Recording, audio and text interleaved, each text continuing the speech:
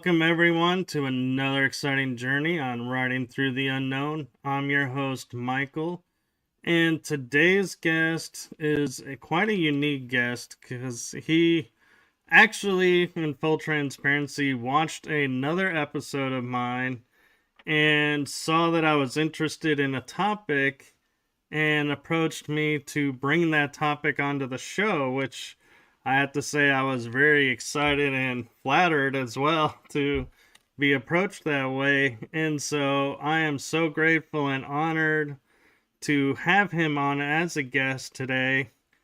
And so I am going to turn it over to the one, the only historian, informational researcher extraordinaire, Tyrone Ellington.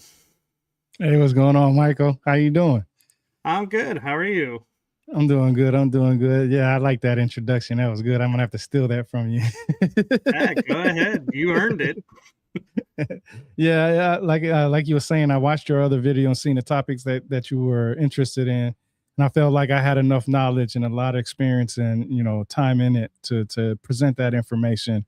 I don't really present too many PowerPoint slides or slides or in that factor or anything like that, because I used to be in the military and that's all we used to do. But now, I felt like this is something. I've been to a lot of conventions and conferences and stuff like that, and I've seen people present them there, and I was like, that's something that might catch people's eyes. Presentation brings a lot of things, and when it's time to share knowledge, it depends on how you present your stuff. You can talk about it, you can show about it, or you can just sit there and just dilly dally about it. And a lot of people, seem to go only halfway with their research, but I like to go to full fledged force of trying to figure out the origins of these stories, not just what somebody told me, even though all my information comes from books and reading articles and peer reviewed articles and stuff like that.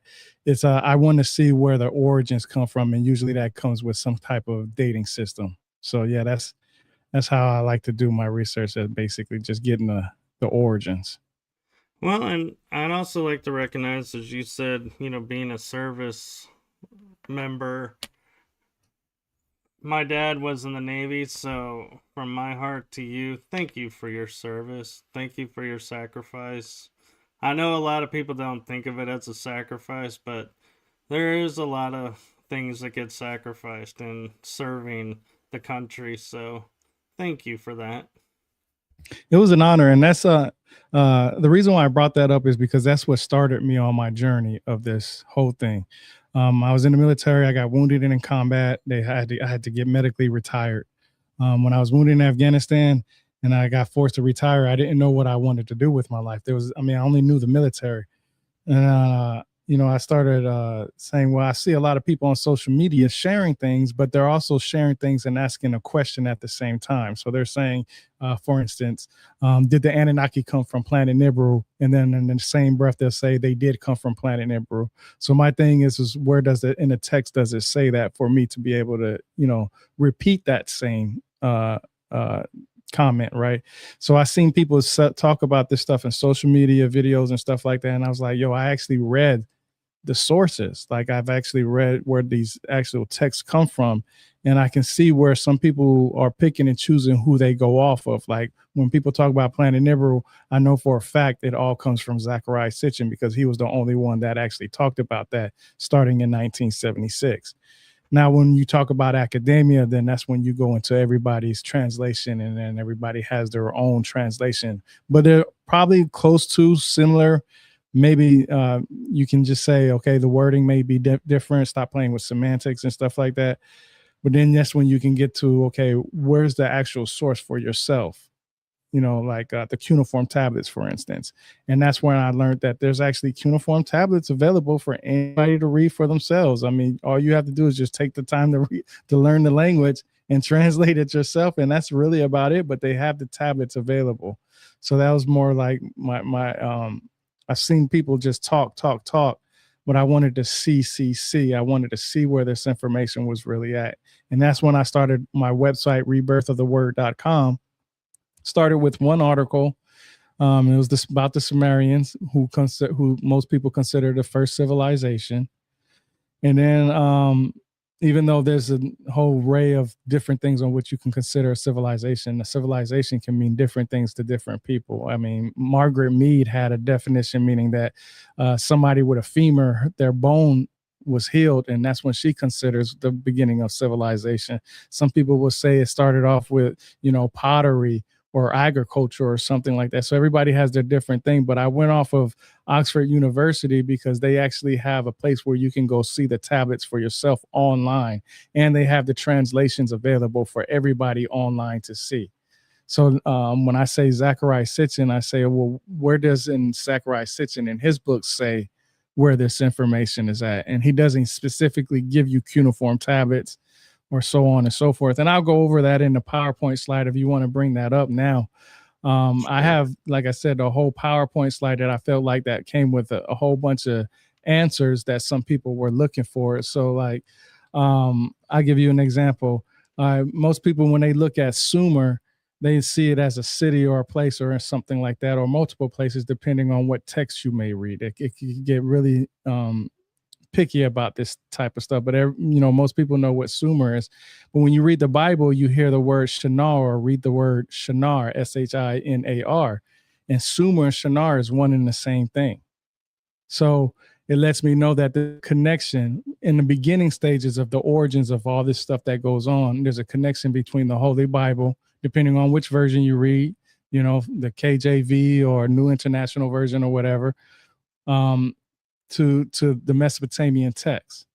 So I wanted to make sure that I started where all this started at. The Anunnaki, religion, Abraham, Elohim, so on and so forth. I wanted to start where it's, where the origins of these stories came from. So that's why I picked this location, because that's where it starts. Whether you're reading the Holy Bible or whether you're reading the Sumerian or Akkadian text, it all starts in this general area.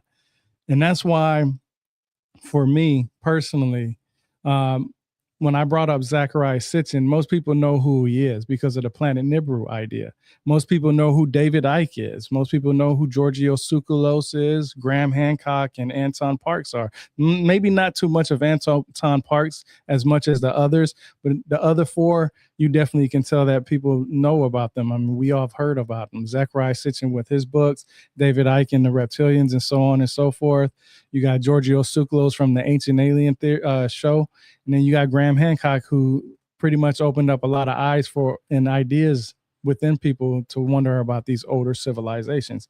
Now, the people that most people don't know about, unless they're following, the academic side and Zachariah Sitchin's side, which I would say Zachariah Sitchin's side, because a lot of people follow under him. He is the guy when it comes to the alt history type of the Anunnaki, or Anuna, I should say.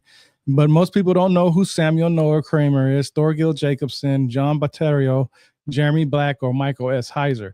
Dr. Michael S. Heiser actually created a website called Sitchin is Wrong. So he tells you, right off the bat that he wasn't playing any games. And I have to say this admittedly, you have to be really upset at somebody passing some bad information for you to make a whole website called Sitchin is Wrong. Now, this is a funny story on how I found this website. I've read so much about Zachariah Sitchin. His book's been out. His first book, The 12th Planet, came out in 1976. It was a whole bunch of information that he shared through his many books that he has, and even through his unpublished works that his niece actually published on behalf of him. But so most people know who Zachariah Sitchin and his ideas are. Well, Samuel Noah Kramer wrote these books, I believe, in 1956. It was the 39th verse of Sumerian history, Sumerian history, and it's basically a book about the inventions that the Sumerians may have came up with first. Now, this was back, I believe, in 1956. But the point is that you have two people who go against what each other say. So Samuel Noah Kramer, Zachariah Sitchin, who would you fall under? Well, Samuel Noah Kramer actually used cuneiform tablets, from what I understand, because he actually tells you these tablets in his books, unlike Zachariah Sitchin. So I found Dr. Michael S. Heiser's website because I was trying to find out how wrong Sitchin was. So what I typed in Google was, I just made it very simple. Sitchin is wrong. Didn't know about the website or anything like that. I just wanted to see what websites would come up that would, you know, basically show that idea of Sitchin being wrong. And that's how I found Dr. Michael S. Heiser's book, website. And he has other websites too, but he specifically made this website because he was mad at Sitchin's information. Most people don't know who George Smith is, or Andrew George, or Irving Finkel is. Those individuals, they have books out there that share, who Gilgamesh is and who all these different individuals are, and it talks about who the Anunnaki and so on and so forth. But one of my favorite sources, because it's free or you can pay for it, I made sure that I grabbed the screenshot of it, and it's the Electronic Text Corpus of Sumerian Literature. Now, this website is available for everybody that has internet. Anybody can look on there. And this website is basically the website that tells you everything that is supposed to be said about the tablets, about the Anuna / the Anunnaki. I mean, everything from them creating humans to Gilgamesh and so on and so forth. It has everything that you possibly can think of. Now, what's interesting about this is that, and it says it in here on this website, and you probably can't see it, but it says the corpus contains Sumerian text and transliteration, English prose translations, and bibliography information for each composition. The transliterations and the translations can be searched, borrowed, browsed, and read online using the tools of this website. So this website allows you to do this. But what's also interesting about this is that the Sumerian is the first language for which we have written evidence, and it is literature the earliest known. The Electronic Text Corpus of Sumerian Literature, ETCSL, a project of the University of Oxford. Remember, I said that's why I took Oxford's definition, because they have the definition that goes with their idea of the Anuna / Anunnaki. It comprises a selection of nearly 400 literary compositions recorded on sources which come from the ancient Mesopotamian, modern day Iraq, and date to the 3rd and early 2nd millennium BCE. So that's just about the time frame they have it. Now, this is the website itself. Now, what's interesting about this website is you can also look on the right-hand side where I have Mr. Burns on, because I like to watch The Simpsons while I'm reading. That's the book. It's literally called The Literature of Ancient Sumer. Now, the book and the website is literally the same thing. There's more stuff on the website, of course, because you have different links that you can go to different places for more information and so on and so forth.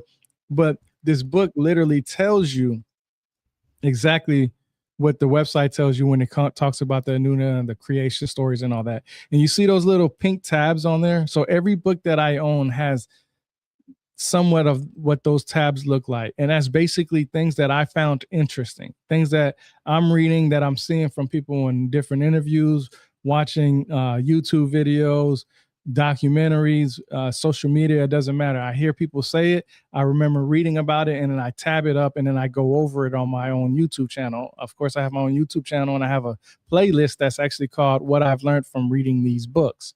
And I've done all the Zecharia Sitchin's books on that. And on these tabs is everything that I've personally found interesting. It's not something that's saying that it's facts or fiction or anything, but it's for me to bring up. So this is the individuals that I was talking about, Samuel Noah Kramer all the way down to Irving Finkel. And these are what their titles were basically as, is when you go on the on the internet and look at them.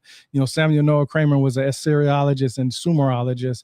And it just goes on like that. So when you look at Zecharia Sitchin, it says author of the 12 planets along with other works.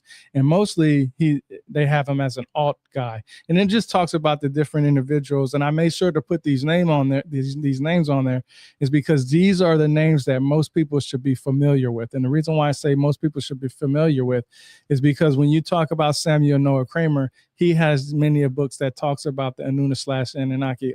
And Michael S. Heiser does the same thing.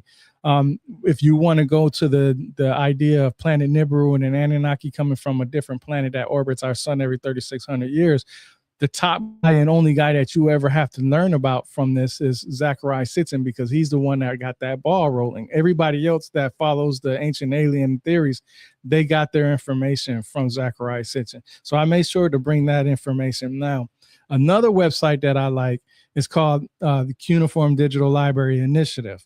It's CDLI. And it's basically when I was telling you earlier about how when it comes up to looking at the cuneiform tablets for yourself, this is one of the locations that you can do that at. It tells you, like I typed in here, this is the Gilgamesh tablet. It tells you what it looks like. It'll bring it up in different ways that you can look at it, and it tells you what it says on there in some description of some manner of some sort like that.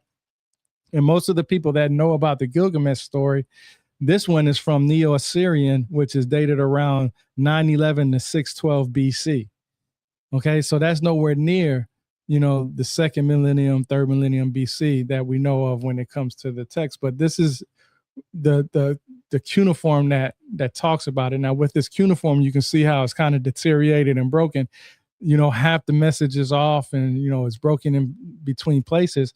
And that's where people have to understand that that's where other people fill in the gap with their information on what they believe and what they think. And it's not because they have the knowledge of what is supposedly said, because nobody, if I tear up a piece of paper and gave you half that piece of paper, you won't know what that other half is unless I actually showed you and told you what it is. And it's the same thing with this. We don't have the actual other half of it, so we can only make an assumption, or anybody that's translating it can only make an assumption.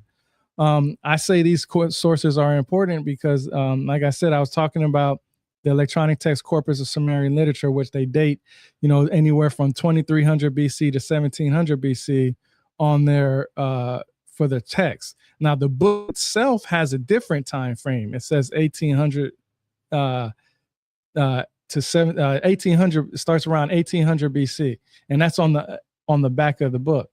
It's like 1800 BCE, somewhere around there. And I put -1701 in there because you could find different sources that say things, but on the back of the book itself, it does say 1800 BC. So that's, to me, that's very interesting, because the book has a different date than what it says on the website. Now, like I said, the website and the book are nearly identical, two same things.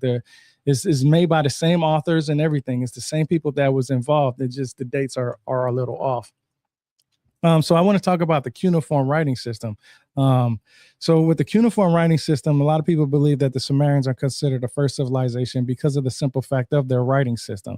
And it developed around 3200 BC in southern Mesopotamia.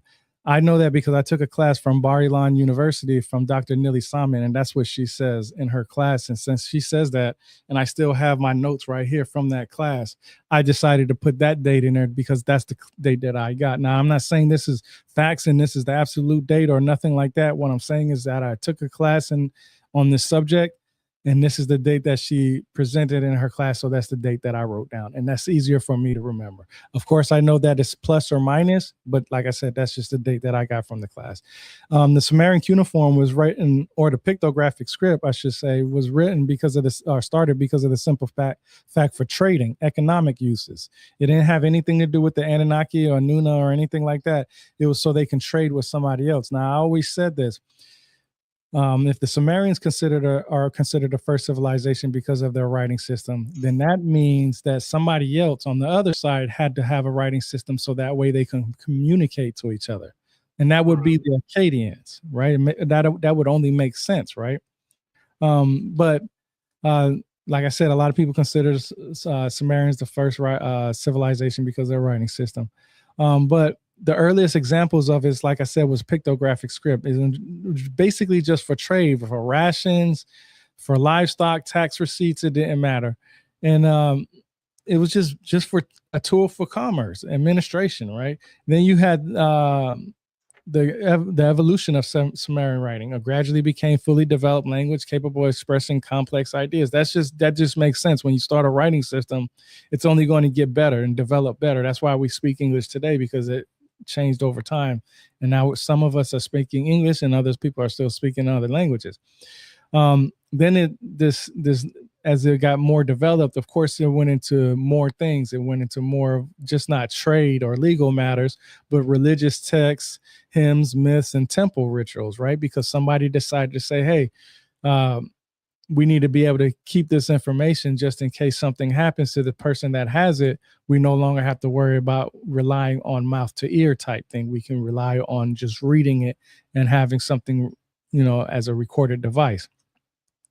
Then it transitioned to Akkadian, which Akkadian was taken over by Sargon of Akkad. It's a Semitic language, and it adopted the Sumerian cuneiform script. Like I said, two people had to have the same type of writing system or close or similar ideas of a writing system to be able to communicate to trade. Well, because the Akkadians came after the Sumerians, it only makes sense that the Sumerians and Akkadians were working with each other simultaneously to come up with a writing system for their trades and so on and so forth. But the Akkadians adapted more of the religious aspects as far as with the Sumerians and what they thought about the Anuna / Anunnaki. Now, I'm not saying the Akkadians had the idea of the Anuna / Anunnaki by themselves. What I'm saying is that the Sumerians and the Akkadians were at one time telling this in a traditional oral story, and later on it needed to be recorded. And that's when the Akkadians and their writing system, even though they adapted the cuneiform Sumerian script, their narratives was mostly about, cosmology and religious and stuff like that. And they produced most of the famous works such as the Epic of Gilgamesh. And some people even consider the Enuma Elish, but I would say the Enuma Elish is more Babylonian, but there's a whole mixture with that. So I'll get into that. A lot of these stories, the Epic of Gilgamesh and Enuma Elish, a lot of people say that it came from traditional oral stories, which basically started with the Sumerians. Well, I did an episode on the Ubaidians. And the Ubaidians are a group of individuals that came before the Sumerians. They are the ones who inhabited the land of Sumer before the Sumerians.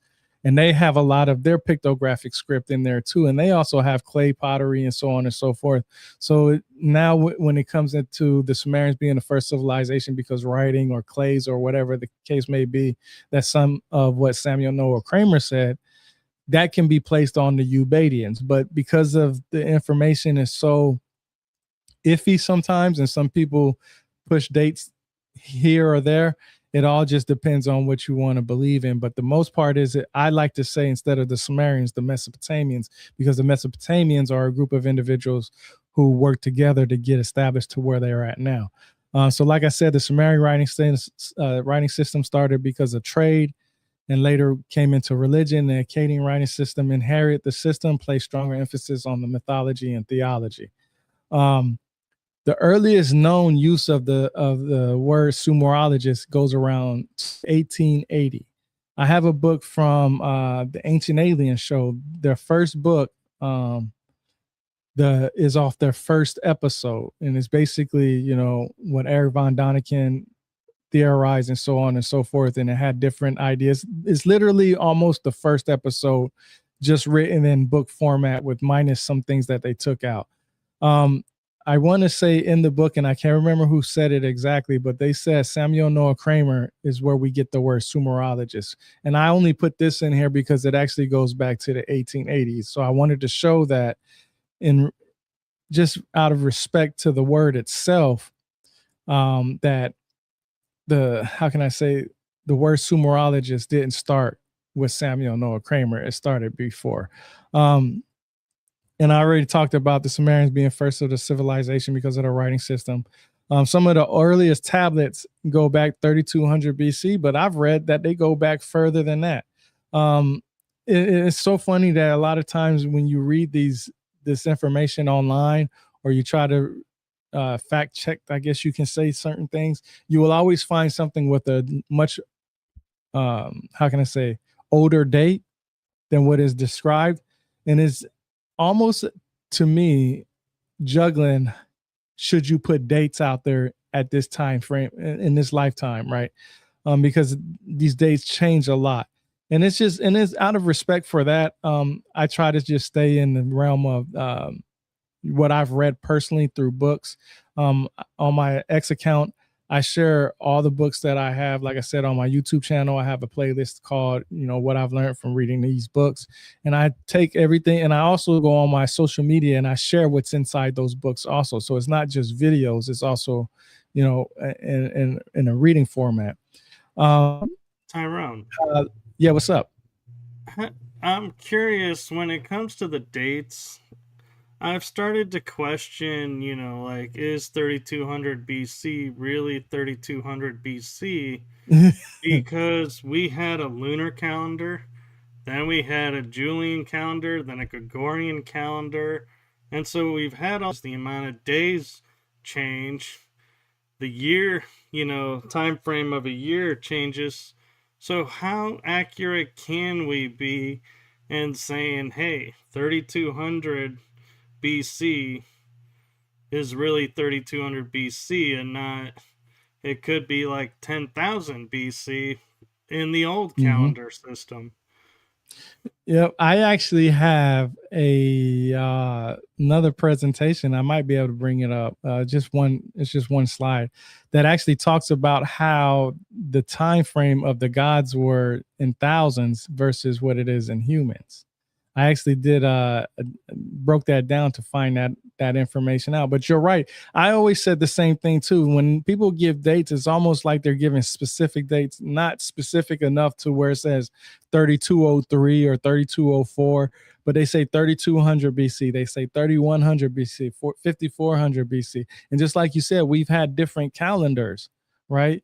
Um, who's to say that humans at one time didn't consider a full day actually 2 days, because they thought a night was a day and daytime was a day, right? Like, I mean, that would add, double of what you would know, right? So yeah, I agree with you. That's why I said I don't really feel like, saying these numbers out comfortably, because a lot of times people will see these numbers and they'll go see something else and they'll be like, yeah, I told you there was something earlier. And I totally agree with that. I'm just going off of what the masses say, what most people will, if you type it in ChatGPT or Grok, or if you go to, Google or any of those other DuckDuckGos and you search it, you're going to find this information in here. But I always challenge people to say, look, these dates, I don't agree. I don't personally agree with these dates, especially when it comes to the first civilization of the Sumerians. I don't agree, and I don't say that they're the first civilization, because my first question is, what is the criteria needed to be considered a civilization? And once we figure that out, then we'll be able to place every, group of people around the world and see if they fit that criteria. But then we also have to wait till the water goes away a little bit, because a lot of our civilizations are underwater right now. So that tells me that they're much older than what I'm considering as 3200 BC. So I totally agree with you on that. That date stuff, it really does get people uh, really riled up, especially if they don't see a date that they agree with. Right? I agree with you on that. And that could also go into why, like, Noah is said to be 900 years old, and Mm-hmm. we're lucky to make 100 years. Could it be because of the calendar change and the structure of the year change that we're actually the same age? It just is different on the conversion of the calendars. Yep. Yep. When I'm done with this slide presentation, I'll see if I can find the actual link that I have for that. I like I said, I did a specific, because everybody heard about the Sumerian king list, and Right. the Sumerian list would tell you that these kings or these gods or whoever were thousands and thousands of years of age, but they were literally, if you convert it the right way correctly, in which I'm not even good in math, so I don't even know how I came up with this, and none of these mathematicians came up with it, because I actually plugged it into Chat GPT and Grok and all that, and to see if it could do the math part for me, and it said, hey, this checks out. So I actually have a presentation that actually said that. I shared it plenty of times in the past.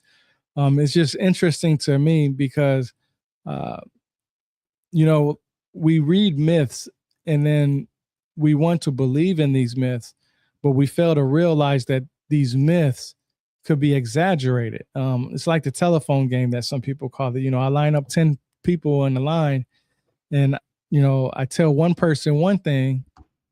By the time he gets to the 10th person, it's going to be a totally different story.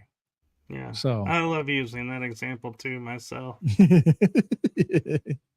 yeah. So back to the slide. The Sumerians are usually known as the black-headed people. Sagigog is, I'm not sure if I said that right, but it's Saggiga, and it has a name in there, and it's often meaning all humans, mankind. In some cases that I've learned, which is interesting, is that they mean brothers. So instead of being considered black-headed people, they were considered brothers. Well, that goes into what I know about Freemasonry. Could Freemasonry have started here because they were considered brothers? Is this the first idea? Who knows? I just know that I was reading a book one time. I can't remember which one it was at the time, but I put this in there because I thought it was very interesting. And we know that the Sumerians was a polytheistic group of individuals, worshippers. They worshiped many gods known as the Anuna. Now we call them today the Anunnaki.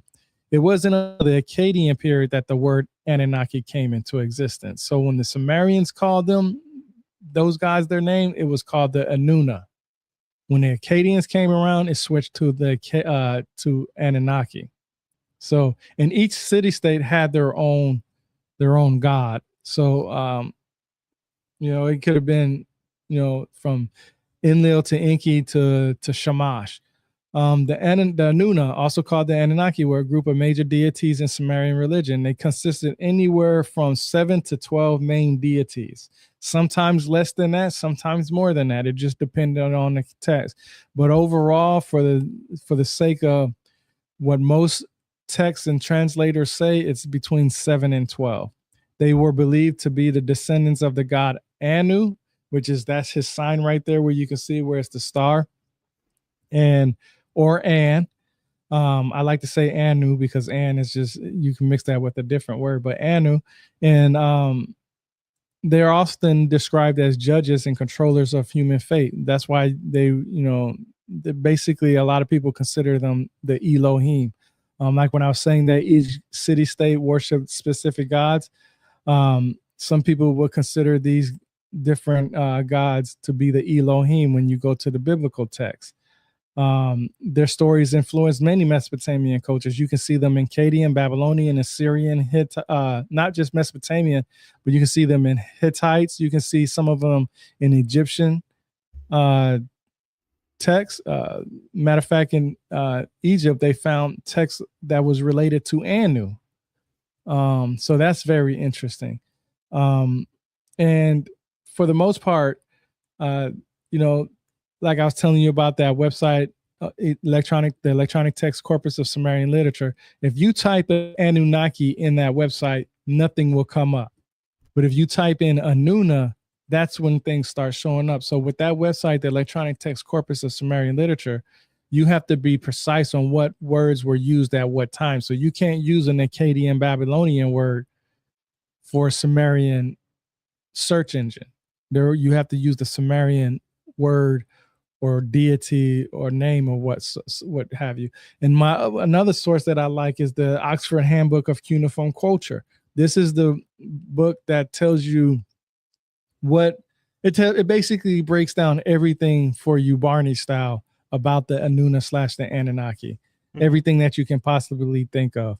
It gives you more information. It tells you tells you who the Anunnaki were, who the Apkallu were, and so on and so forth. And I give you a good example of these sources that I use. Real quick though, if you go back one slide, one thing that I find interesting is they say they're descendant of the god Anu, if you use that spelling. The Egyptians, they're descendants of the god An-Mun. It's like the same spelling, except they put an M at the end. So, yeah, is that like, could you argue they're talking about the same god? They just added a letter to make it more Egyptian than Sumerian or Akkadian? That's an interesting question because I thought about that stuff too. So Anu is supposed to be the top dog. He's supposed to be the god of all of them, right?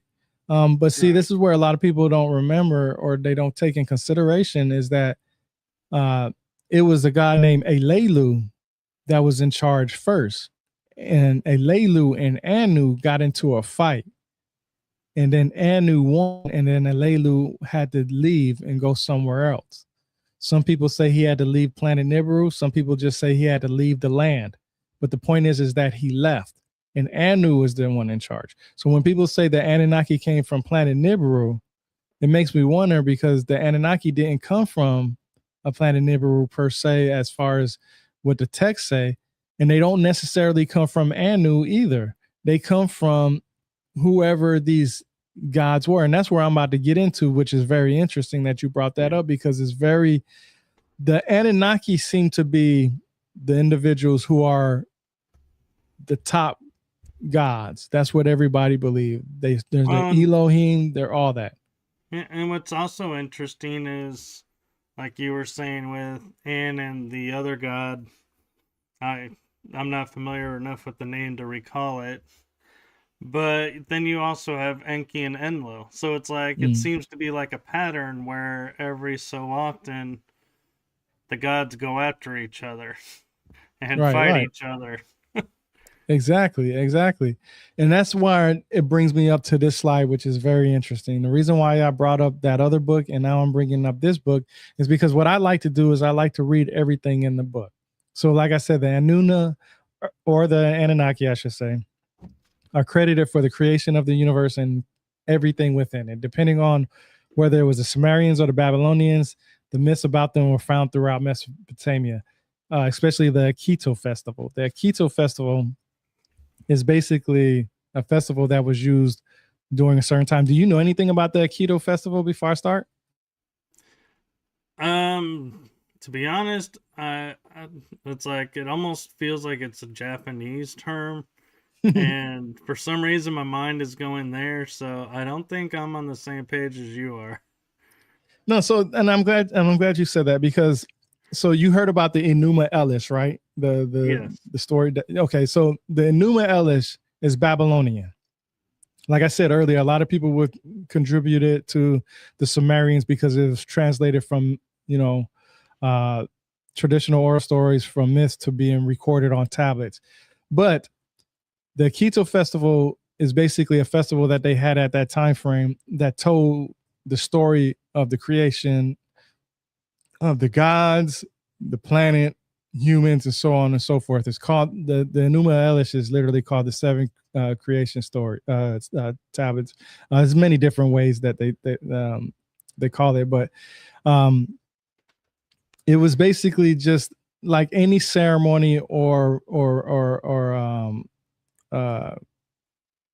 get together that told these stories. So it was told at a certain point of time frame.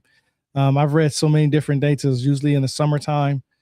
Sometimes some people said they did it in the fall and winter, depending on what city state they were in, right? Everybody had their own way of doing things, basically. But the point was, the Keto festival was the Enuma Elish, and is basically the festival that shows in movie format that I could keep it basic style. It was the movie style of the Enuma Elish. So they would do dancing and singing and so on and so forth.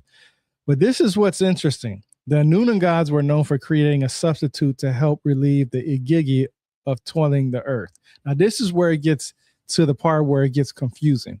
When you open up the book, The Literature of Ancient Sumer, which you can see, if you go to the back of it, it literally says the Igigi, or Igigi, I've heard it named different ways, was a collective name for the great gods.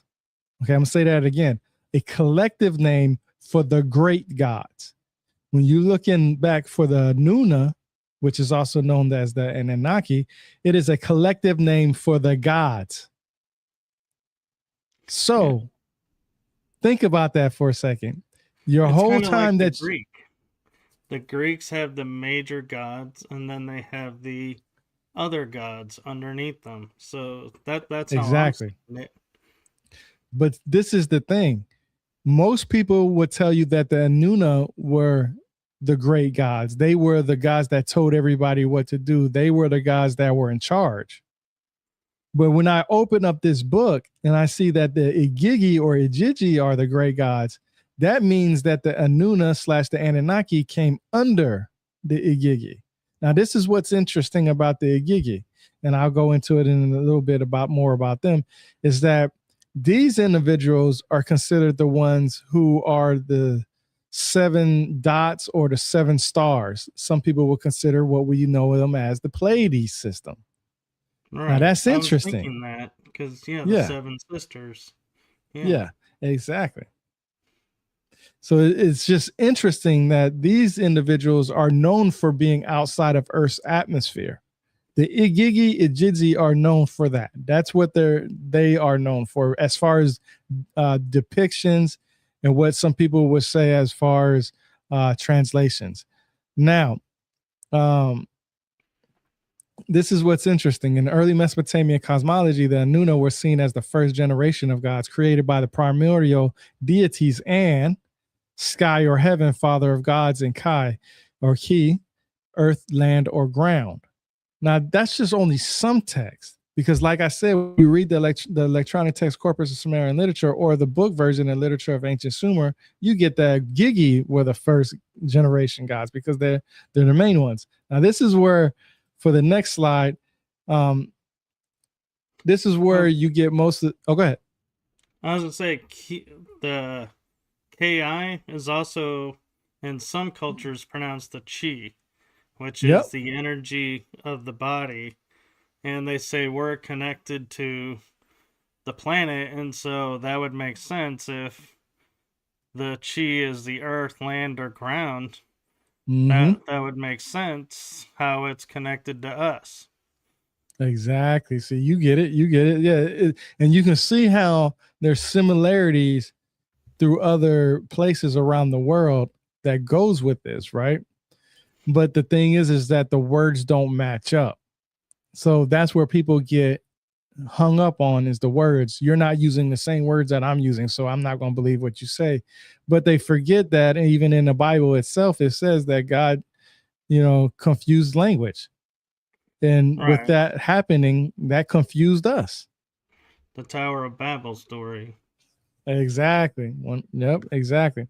So the next slide is basically just 4 individuals that are mostly talked about when you read the electronic text corpus of Sumerian literature or the book. Is Anu, Enki, Enlil, and Ninhursag, or Ninhursaga. There's so many different ways that they have some of these names. But Anu was the supreme god. Enki was supposed to be the god of water and creation. Enlil, air and authority. Some people even say that he took over and became the main god, and then Marduk came later or whatnot. Then you got Ninhursaga, the fertility goddess.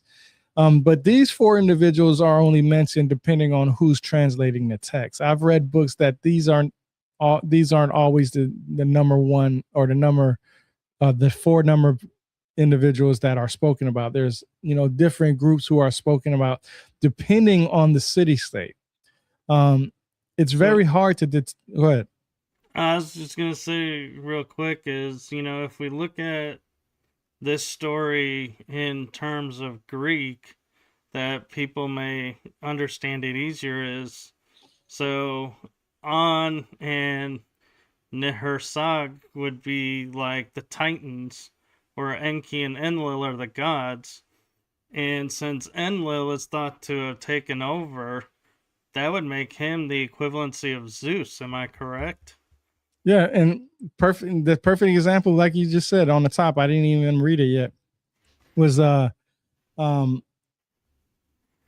term means of Anunnaki. Some people would say those who came from heaven to earth, or the Zachariah Sitchin idea, which is incorrect because the term means those of royal blood or princely offspring, referencing the divine status. And they are not a fixed pantheon like Greek or Norse mythology. Instead, Anunnaki referred to a class of deities, like how you were saying, like the Titans and so on and so forth. Sometimes the major gods, sometimes the underworld gods, and depending on the text and era, it could have been anything.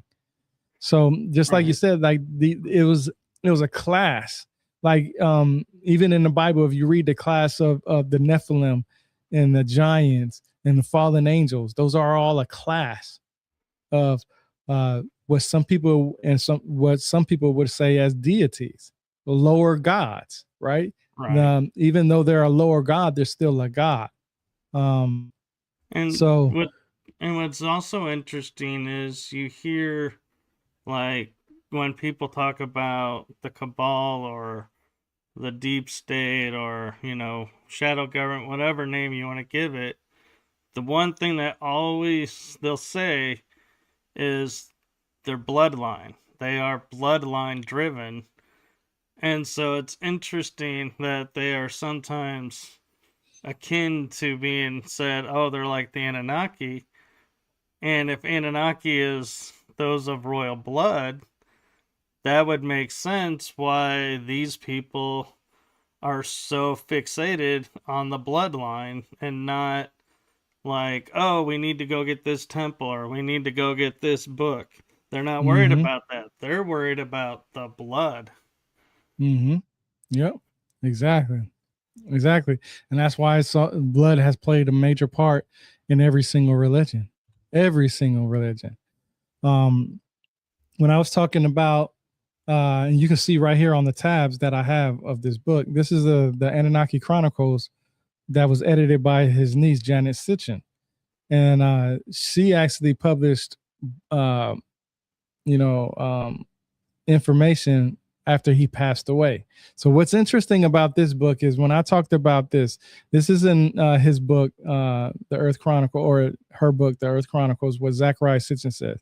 He says the Hebrew original named them Nephilim. The teacher explained it meant giants, but I objected, didn't it mean literally those who were cast down, who had descended to earth. Now remember that part, those who were cast down.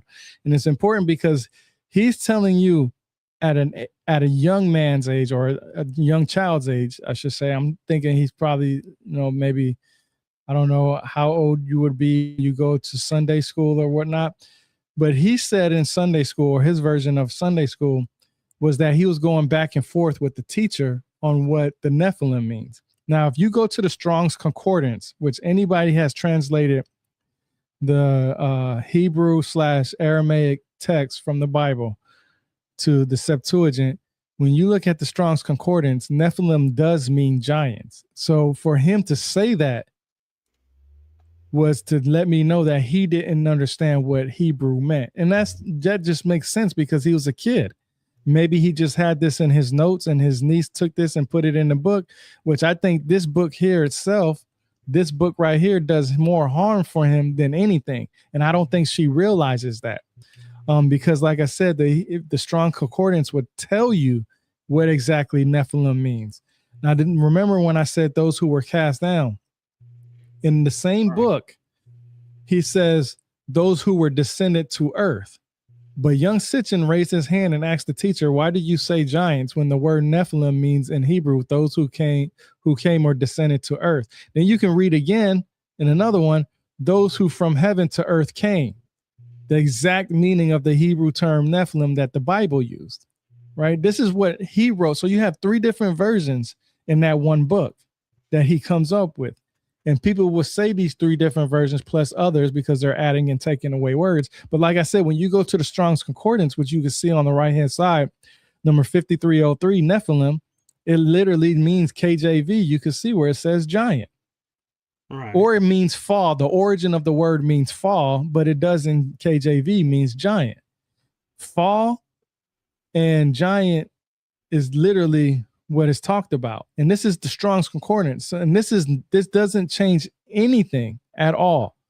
What I mean is that Zachariah Sitchin can't take his interpretations and change what the Strong's Concordance is, because the whole reason why we have the Strong's Concordance is so we can translate the words that we have from Aramaic to Hebrew to the Greek language. And this is what everybody uses. Yeah, and so one question I want to ask as we're going along that I'm sure a lot of people are asking themselves, where do you stand on the Nibiru is planet X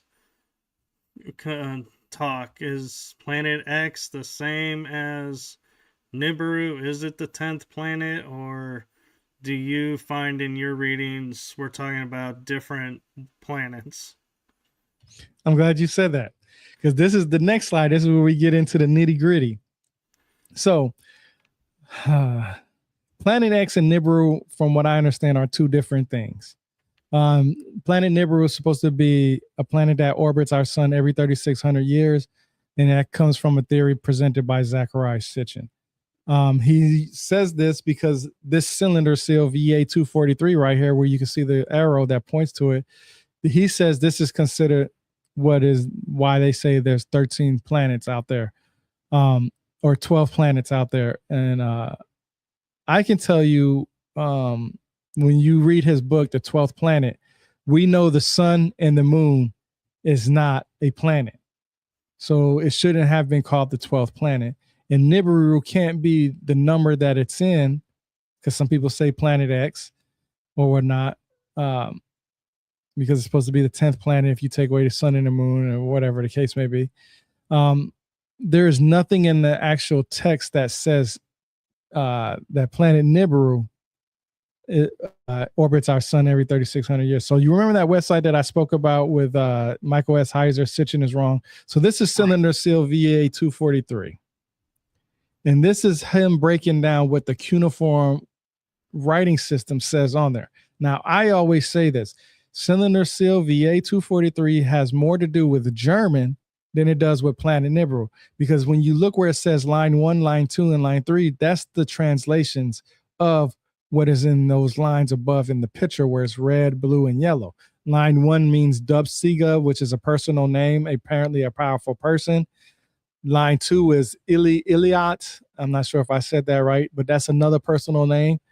And then line 3, Dynect, is German for your servant. So he's saying that translation is basically just talking about a servant. It has nothing to do with Planet Nibiru. But we're going to go on to what you was talking about, because this is important. Planet Nibiru, in the actual text itself, is not considered a planet. It is considered a city in Mesopotamia. There's actually ruins of a temple platform, which is also known as Nippur, Nibru, or Nibiru. Nibiru is the Akkadian word. Nibru, Nibru, is the word that the Sumerians used, and Nippur is what we use today as a modern term for those two words. And this is a brick structure on top, was constructed by American archaeologists around 1900.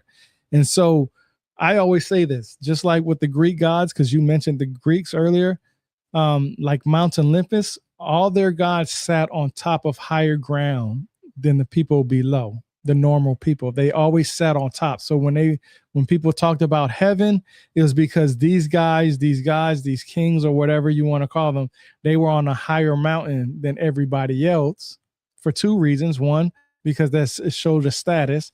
And two, if the flood was to come and wipe something out, it wouldn't wipe out the person that was in control of the city state, basically, right? Just like how today we look at, if America was getting attacked, our president would be moved into secret places to be out of harm's way. This is the same thing that they would think of in their time frame. So they would sit higher. So their messengers, their angels, their God, the angels, the messengers would come from on top, bring the message down to the people, and then vice versa. So that's another way of looking at these individuals, that they was just on a higher status. Now, this is what's interesting. This book right here, the Oxford Handbook of Cuneiform Culture, remember I was speaking about that earlier, it literally talks about everything that you could possibly want to know about when it comes to the Anuna/Anunnaki. And I actually took the screenshot from my X account. Like I said, on my X account, social media, I take pictures of the book and I quote what's exactly written in there. And I make these kind of pictures and all kinds of different things so people can read it and make it interesting. And this is what it says in this book. It says the Karahu Abkelu was certainly also painted in antiquity, perhaps in a very similar way to the artist's reconstruction. Now, before I continue, the Abkelu, you know them as the ones that have the pine cone in their hand and a bag in their hand, and sometimes they're in a fish suit or wing-like type suit. You know what I'm talking about, right? Right. Yeah, so that's usually who they are. But according to Mesopotamian tradition, these big fish are the companions of the god of wisdom, Enki/Ea, who dwells in the depths of the sea. They regularly emerged from the sea in order to teach mankind the cornerstones of civilization, such as agriculture, kingship, justice, and writing before the flood ended their coexistence. So when I say that the Anunnaki didn't come from planet Nibiru and say that they came from the depths of the sea, this is my source. Because Enki and the Apkallu dwelled in the depths of the sea, and they regularly emerged from the sea in order to teach us something. So, I have an interesting theory for you. Because they're saying, because the way the seas were at the time, they were able to be on land, and they disappear when the waters recede. Could you, in fact, say the Anunnaki are inner Earth? Well, we 100%. hear people refer to as inner Earth. 100%. That would be a great explanation of it. Yes, 100%. I agree 100% that they came more from inner Earth, hollow Earth, on Earth somewhere, more than anything about them coming from planet Nibiru, only because of the simple fact that when you look at their depictions, when you're looking at a pictographic script, right, you're looking at a picture, basically a picture, and that picture is going to tell a story. If I was to draw something coming outside of Earth's atmosphere, it would be a bird. It wouldn't be a fish. It wouldn't be something depicted like this. Now, later on, yes, we do have birds, and that's why I said the Apkallu are sometimes fish, and sometimes they're depicted as individuals with wings. But there's a whole meaning behind the idea of wings, which I'm still actually trying to learn about, because it's more than just flying. It has a lot to do with status in a lot of cases. But to keep it simple, when you think about Nibiru is not even the oldest city in Mesopotamia, right? So if you was to come from a different planet to name a city that you first founded that the gods are supposed to reside in, that it would be the oldest city, but it's not. So we get to the point now where, okay, now we're fighting, okay, are they coming from planet Nibiru or are they coming from the depths of the sea? And now my only thing is if I'm going off of a source, I'm going to go off the Oxford Handbook of Cuneiform Culture. Now, I'm not saying that this is 100% accurate.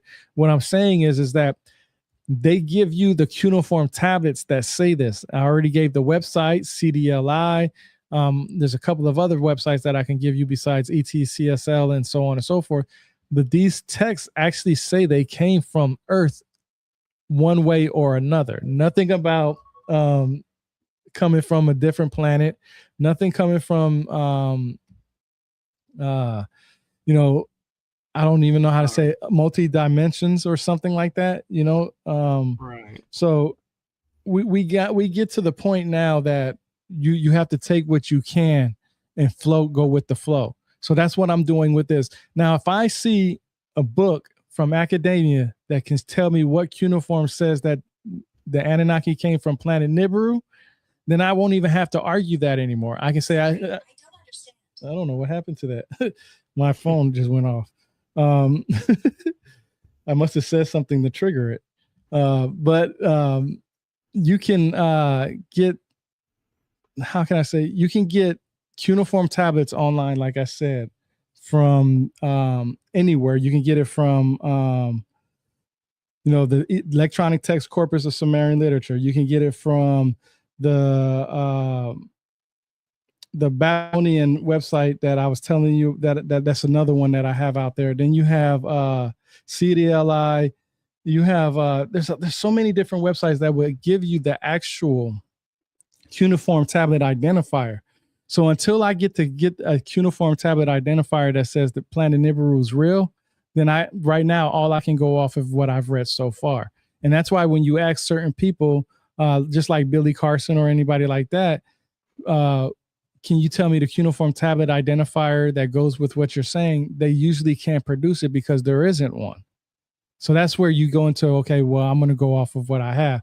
I'll give you another thing. The Abzu, also called Inger, literal meaning is basically Ab is the ocean and Zu, to know or deep, was the name for fresh water for underground aquifers. that was given a religious quality in Sumerian and Akkadian mythology. Lakes, springs, rivers, wells, and other sources of fresh water were taught to draw their water from the Abzu. Now, you heard of USOs, right? Besides UFOs, you heard USOs, right? Right. So that tells me, okay, UFOs get a lot of attention because a lot of people think they came from outside of Earth's atmosphere. But then you'll hear people talk about USOs, and it's just like maybe like a 2-minute conversation versus a 3-hour conversation about UFOs. And this is where I say, I think for us as a group of individuals, we need to pay attention more to our waters than outside of Earth's atmosphere, because our ancient text tells us, one, that the Anuna/Anunnaki came from the depths of the sea. Okay, you read the Abzu, which you can read in any text out there, the Abzu, and it's literally the ocean in no or deep. So there's no argument on what the Abzu is and where the Anunnaki came from. We have the information in our text available. I mean, anybody can pick up their phone, and just like how my phone was just listening and went off, maybe I said something close for it to go off. It's listening. It tells you, every time you pick up your phone, sometimes you'll see a commercial or something that was in there because it's listening. So we have access to this information. We have access to all this knowledge out here. Like I was telling you about the websites, EBL, Electronic Babylonian Library. This is another place where you can learn about the actual writing systems. It gives you what the text looks like, what it says, and so on and so forth. And you read where it says Apsu and it says underground water. So, and I agree with some Sumoble. Nibiru is a place, but it's a place within Earth, not outside of Earth's atmosphere. And this is just another source that gives you this. This is the Electronic Babylonian Library. So you have the Electronic Text Corpus of Sumerian Literature, you have CDLI, Cuneiform Digital Library Initiative, and then you have the Electronic Babylonian Library. And there's other sources too. I have a lot of sources out there. But with right here, Nibiru, here's a part in the literature of ancient Sumer. It says, Enlil separating heaven from the earth and linking the two at Durankai, the sacred term for Nibiru. So Nibiru is also known as Dur-Ankai or Dur-Anki, depending on how you want to say it. So this is the sacred term for Nibiru. And the title for this is the Song of the Hoe, which is very interesting because it has to do with agriculture, right? So these sources, it gives you an idea of what Nibiru is. The same exact book. It says right here, unusually, the beginning of this narrative attempts to normalize the setting, location, and actors. Everything is just ordinary. And unlike many other mythical narratives, it takes place in the city of Nibiru, a real known location. So when that person was saying earlier, Sumoble was saying Nibiru was a place, it is. It's a real known location. It's a known location in Mesopotamia. And this book tells us that. And we don't have anything yet that says it's a planet. That just goes off of Zachariah Sitchin and Cylinder Seal VA 243. And then he also says, because, they talk about heaven and the Bible and other places talk about individuals come from different places. I talked about Pleiades. A lot of people know Pleiades because of the Seven Sisters, but I have a book out there, the Popol Vuh, that actually tells us that the Pleiades system was created by 400 boys, and it has nothing to do with Seven Sisters. And the story goes was that basically they seen a giant helped them out do something. They plotted against kill the giant because they felt that the giant would take advantage of them. Then they tried to kill the giant, failed miserably because the giant already knew the plan because he overheard them. When they went to get drunk in their house, he brought their house down and they became the Pleiades system. Now, that's just a quick rundown on the Popol Vuh of what happened as how the Pleiades system was created by them. But then you have the Pleiades in the Mahabharata. And then you got the Pleiades in the Egyptian text. Then you have Pleiades in the Taino text. And Pleiades usually was seen around agricultural needs. So that's why they they looked at that sky system. It had nothing to do with seven sisters. Now, in different texts, yes, it did, but not all texts talk the same thing about Pleiades. I know Zechariah says that. I know Billy Carson say that, but that's not accurate, because there are texts that actually goes against what some of them say. It's just what is the most famous, I guess you can say. Here's another thing about Nibiru. And Nibiru Ta Lu, when translated, literally means man from the city of Nibiru. He's the man on the street. So you can see that there's indications out there of Nibiru. This is information that we're all given, that we're all allowed. They even talk about in this book, my Nibiru, where black birch trees grow in a good place, my sanctuary Nibiru. Where white birch trees grow in pure place, my Nibiru's shrine is built in a good place. So we know that Nibiru is real. We know this because they talk about it. It's a physical place that humans can go to. Matter of fact, you can climb up the mountain that I showed, or the hill that I showed you, where they had that location at.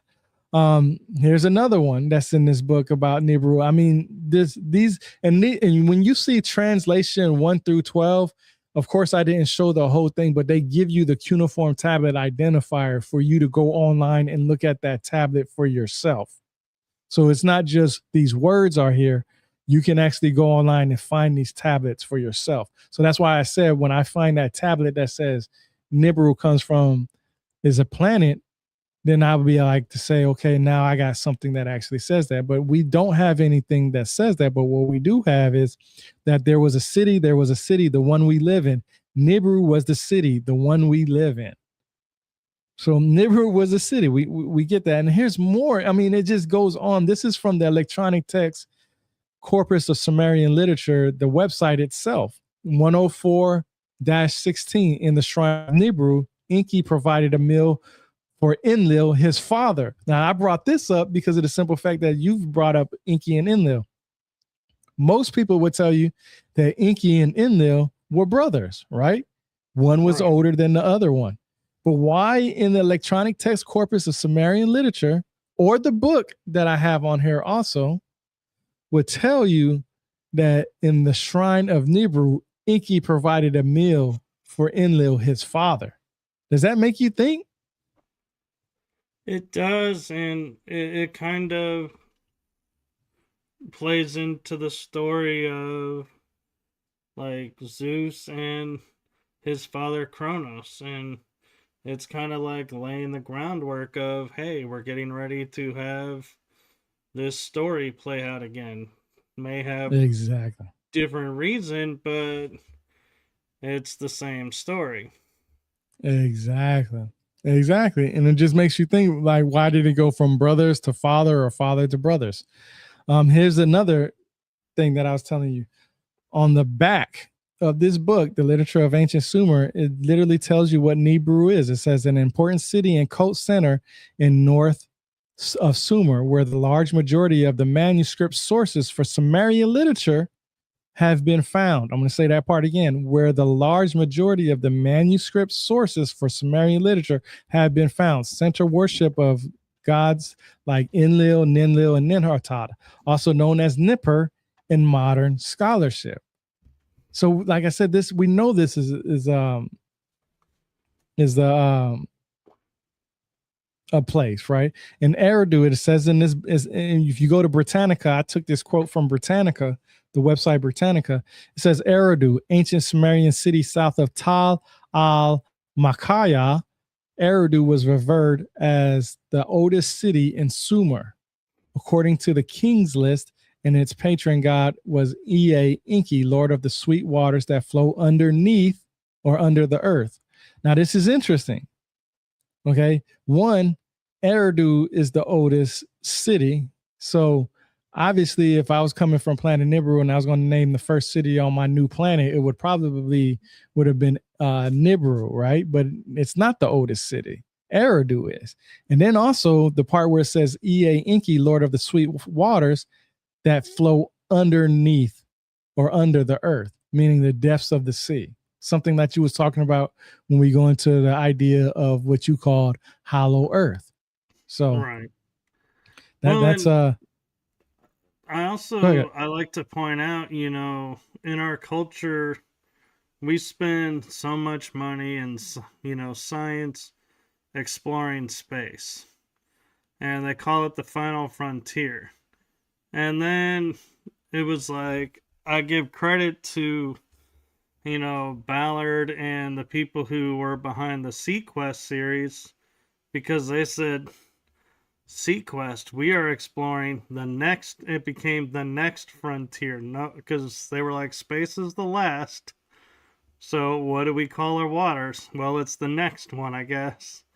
Yeah, But it raised a really important question of, why is it we are constantly looking to the stars and space and pay hmm no attention to the waters? exactly. And that's my thing. That is exactly my thing, because they say scientifically, and this is scientifically, they say that we know more about space than we know about our own oceans. Now, Right. I don't even know how to even understand that and comprehend that when space is as big as it is, and it can take, years and years just to get to a different planet. But we know more about the space and the atmosphere and the ideas of these planets and all this other stuff than we know about our own oceans. And that just makes me think, because on this next slide is important, the Anunnaki are widely recognized as among the earliest recorded deities in human history. This is where we get the ideas of these gods from, primarily due to the advanced Sumerian writing system. But what's interesting is that when analyzing the religious systems and cosmologies of cultures across the ancient world, striking parallels emerge between the Anunnaki and deities from other regions, such as the Egyptians, the Dogon of the west of Africa, the Mesoamericans, and the Aboriginal Australians. Now, I bring up the Dogon tribe because, for the simple fact that the Dogon tribe believed that there was a group of individuals that came from Sirius, and that's just a whole thing of somebody come from different planets and so on and so forth. But it also makes me wonder, because a lot of their rituals have to do with agriculture also, and that's when I was talking about Igigi. So I'm wondering if most people are just mistaking the Anunnaki and the Igigi, and is it because the Anunnaki told the Igigi to create humans, or the Igigi told the Anunnaki to create humans? Who knows? I mean, we just know that Enki was in charge of it. But that, but it also says that Enki came from the depths of the sea. So it just gets to a whole idea of who the Anunnaki is. This next tablet or screenshot that I have up here is just basically the shared symbolism between everybody. There's, like I said when we started in the beginning, the Holy Bible has a lot of relationship with what the Sumerians and Akkadians say. And I would say this: Abraham goes back to around 2000 BC. That goes into the Sumerian and Akkadian time frame. So it's obvious that Abraham knew who the Sumerians and Akkadians were. He's Right. also would have known who the Anunnaki were. But my question is, which one of those gods that he decided to worship solely, meaning monotheistically, right? And like I have on this slide right here is basically the Egyptian, Greek, Mesoamerican, Biblical, Native Americans, Aboriginal Australians, Romans, the Celtics, the Yoruba, Taino, and Dogon tribe. And it's just basically just some of the gods that I found from the Anunnaki. And I try to see who they were compared to different cultures and civilizations around the world. Like, for instance, Enlil in Egypt, it could have been Ra, or Amon Ra, or he could have been Zeus. He could have been Jupiter. I mean, he could have been any of these, just depending on the way they wanted Enlil to fit with different cultures. And I put this on there based off of what I've read. So if I read something, and this is constant, this slide constantly gets updated. When I read something that somebody says, I put it in there and try to say, okay, this is what they meant by this. It's just basically how it's basically to show people that a god can be named one thing in one religion, but because of language, the confusion in language and linguistics, they can be, something totally different. I mentioned Anton Parks earlier. Um, and a lot of people wonder, about the forbidden fruit that Adam and Eve ate. Well, Anton Parks has this book called Eden: The Truth About Our Origin, and he gives the cuneiform tablet identifier, like right here, CBS 11065, column 6, and then he compares it to the New American Standard Bible. So he gives you the scripture in the Bible of how these stories are together. And basically, for the clay tablets from Mesopotamia, Enki revealed the secret of metallurgy to the woman, while his sons, the great messenger observers, cast metal and cohabited with the mother of the human race. The mother knows the secret of the gods, the tool revealed. So it was metallurgy that was the forbidden fruit. And he compares this to the New American Standard Bible by saying Genesis 6, 1 through 5, in the book of Enoch, chapter 8, and verse 1, the sons of God came in unto the daughters of men, and they bear children to them, the Nephilim, which brought corruption among mankind. Azazel transmitted the secret of the gods, the knowledge of metals, to humanity, and so corrupted it. So you can see in the old Sumerian clay tablets how there's a similarity with not just the Bible, but the book of Enoch. So I brought this up, and this is I took a screenshot from my X account, because this is what I do. I take a picture of the book and I quote exactly what it says. And it gets more into that. The same book, The Knowledge of the Forbidden Fruit, was simply that tool of making, whose secret was not to be divulged. And the rabbinical views of the later period, this concept was associated with a sexual taboo, because at the same time, Enki incited the humans to reproduce themselves. That's basically what I'm talking about when it went from creating humans to now we got the idea of Enki telling man and woman to create new species. But here's more information about the. Oh, go ahead. I was say I always find it interesting that people don't pay attention to the verbiage of like the origin story where you have Adam and Eve. Eve eats of the fruit, the forbidden fruit. So they're cast out with Cain and Abel, and Cain and Abel marry women of other tribes. And I go, wait a minute. Adam and Eve were the only two humans in existence and had Cain and Abel. Where did these women of other tribes come from? What in the world? And everyone's like, well, there were other tribes out and about. And I was like, well, but then Adam and Eve aren't the only two, people on the planet. So which one's right? Was it Adam and Eve are the only humans and these other tribes are, like they say, the Anunnaki and the Sumerians, and so that's how this all got started? Or, it raises the question, because it's like you were saying earlier with your stuff, the verbiage and the story don't line up. It's like, how can you have 4 people and then 4 people got married and more kids were born? It's like, wait a minute, where did they come from? Yeah, that's exactly how I think. I wonder, where do okay, if Adam and Eve were the only ones on here, what about Lilith? Because I'm pretty sure you heard about Lilith, right? Oh yeah. Yeah, see, so we know original. Exactly, but what if I told you, according to Samuel Noah Kramer, Lilith was the first vampire? And that's what he says in one of his books. She's literally the first vampire. So I actually would believe that. And I also was theorizing, because they say God took a rib from Adam and Eve was born.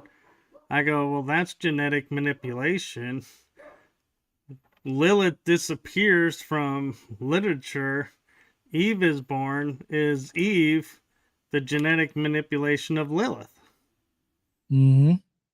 And you could argue that even. And a lot of people are like, no, no, it's two separate people.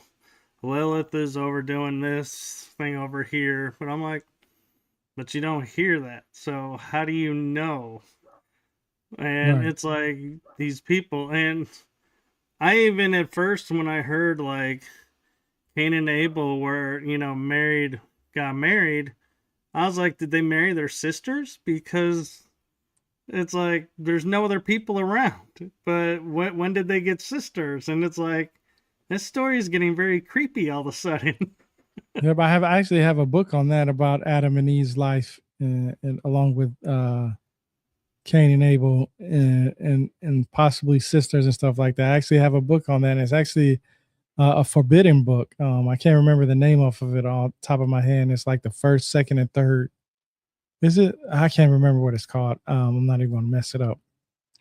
But yeah, you're right. It's amazing about the what ifs, because they say one thing and then you wonder what you're wondering. Okay, how did that happen if it was only one way?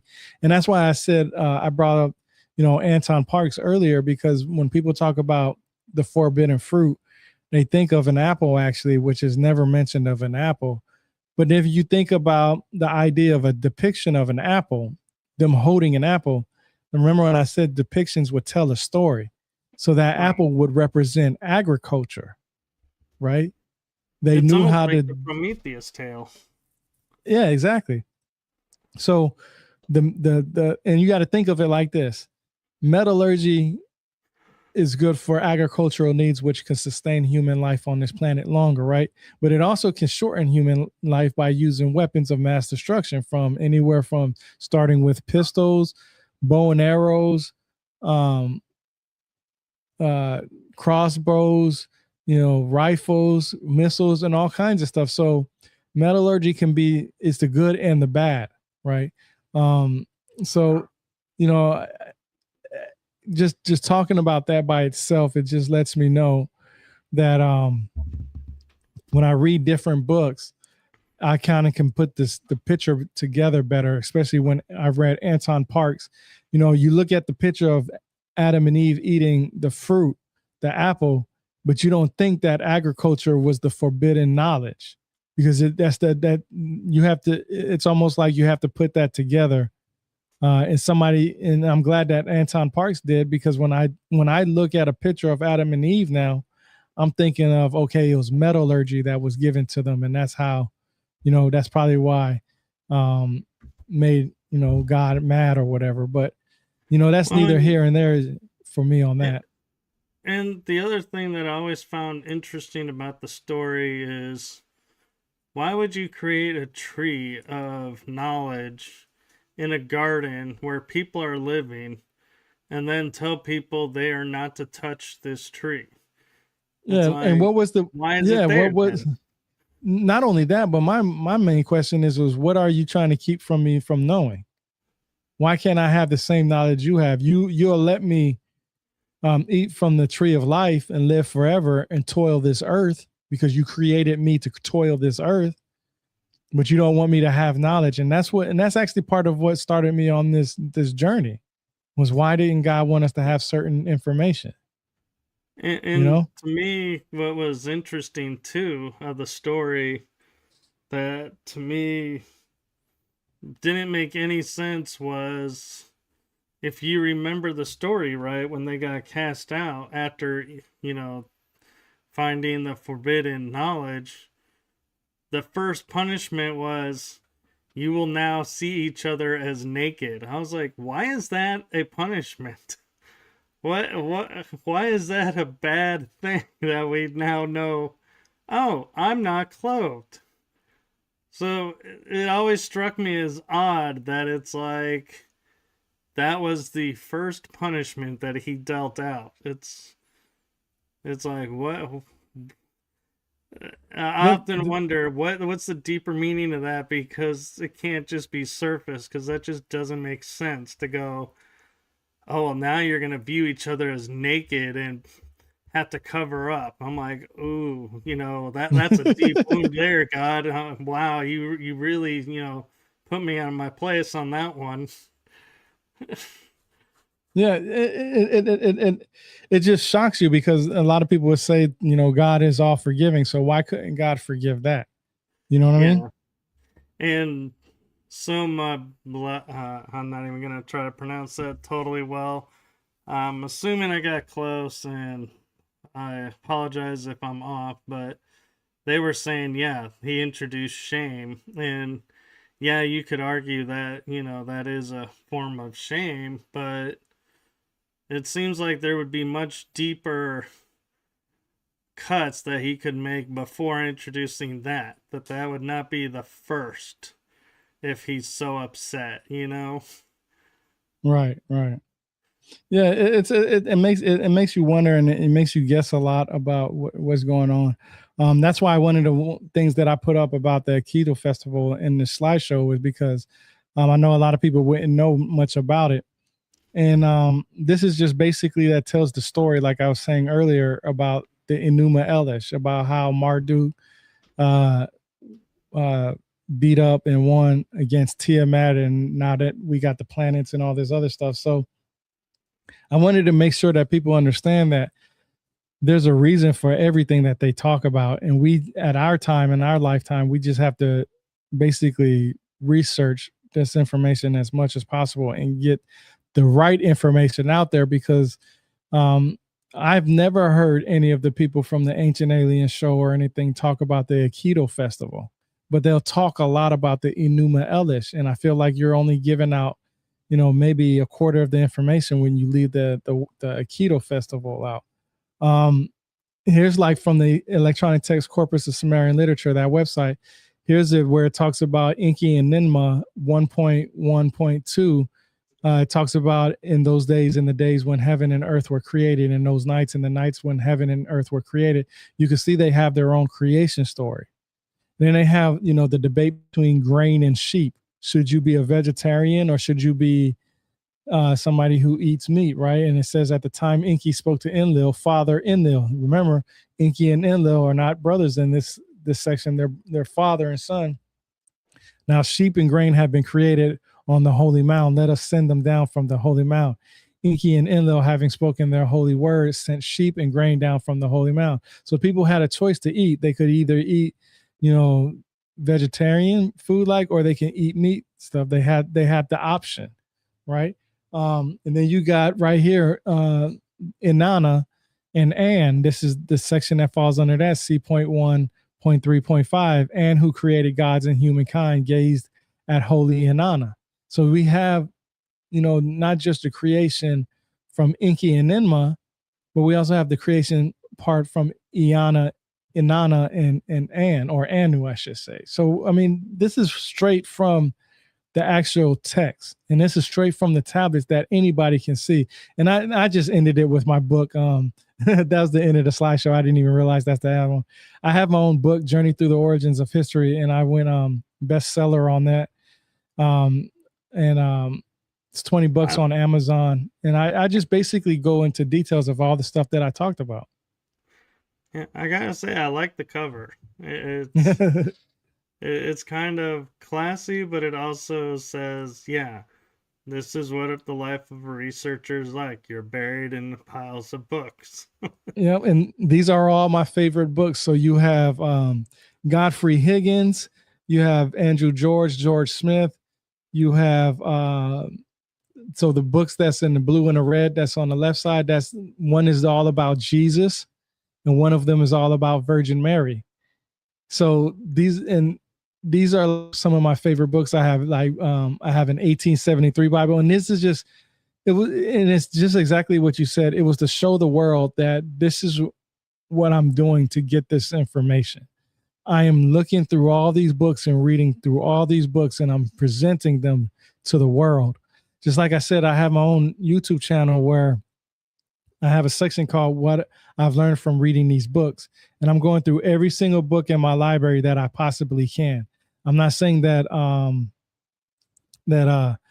be able to go through all of them because I got a lot of books, but I'm going through a lot of them that I can. And a lot of them, like the Book of Enoch, the Dead Sea Scrolls, the Sumerian texts, the Akkadians, the Hittites, the Celtics, the Druids.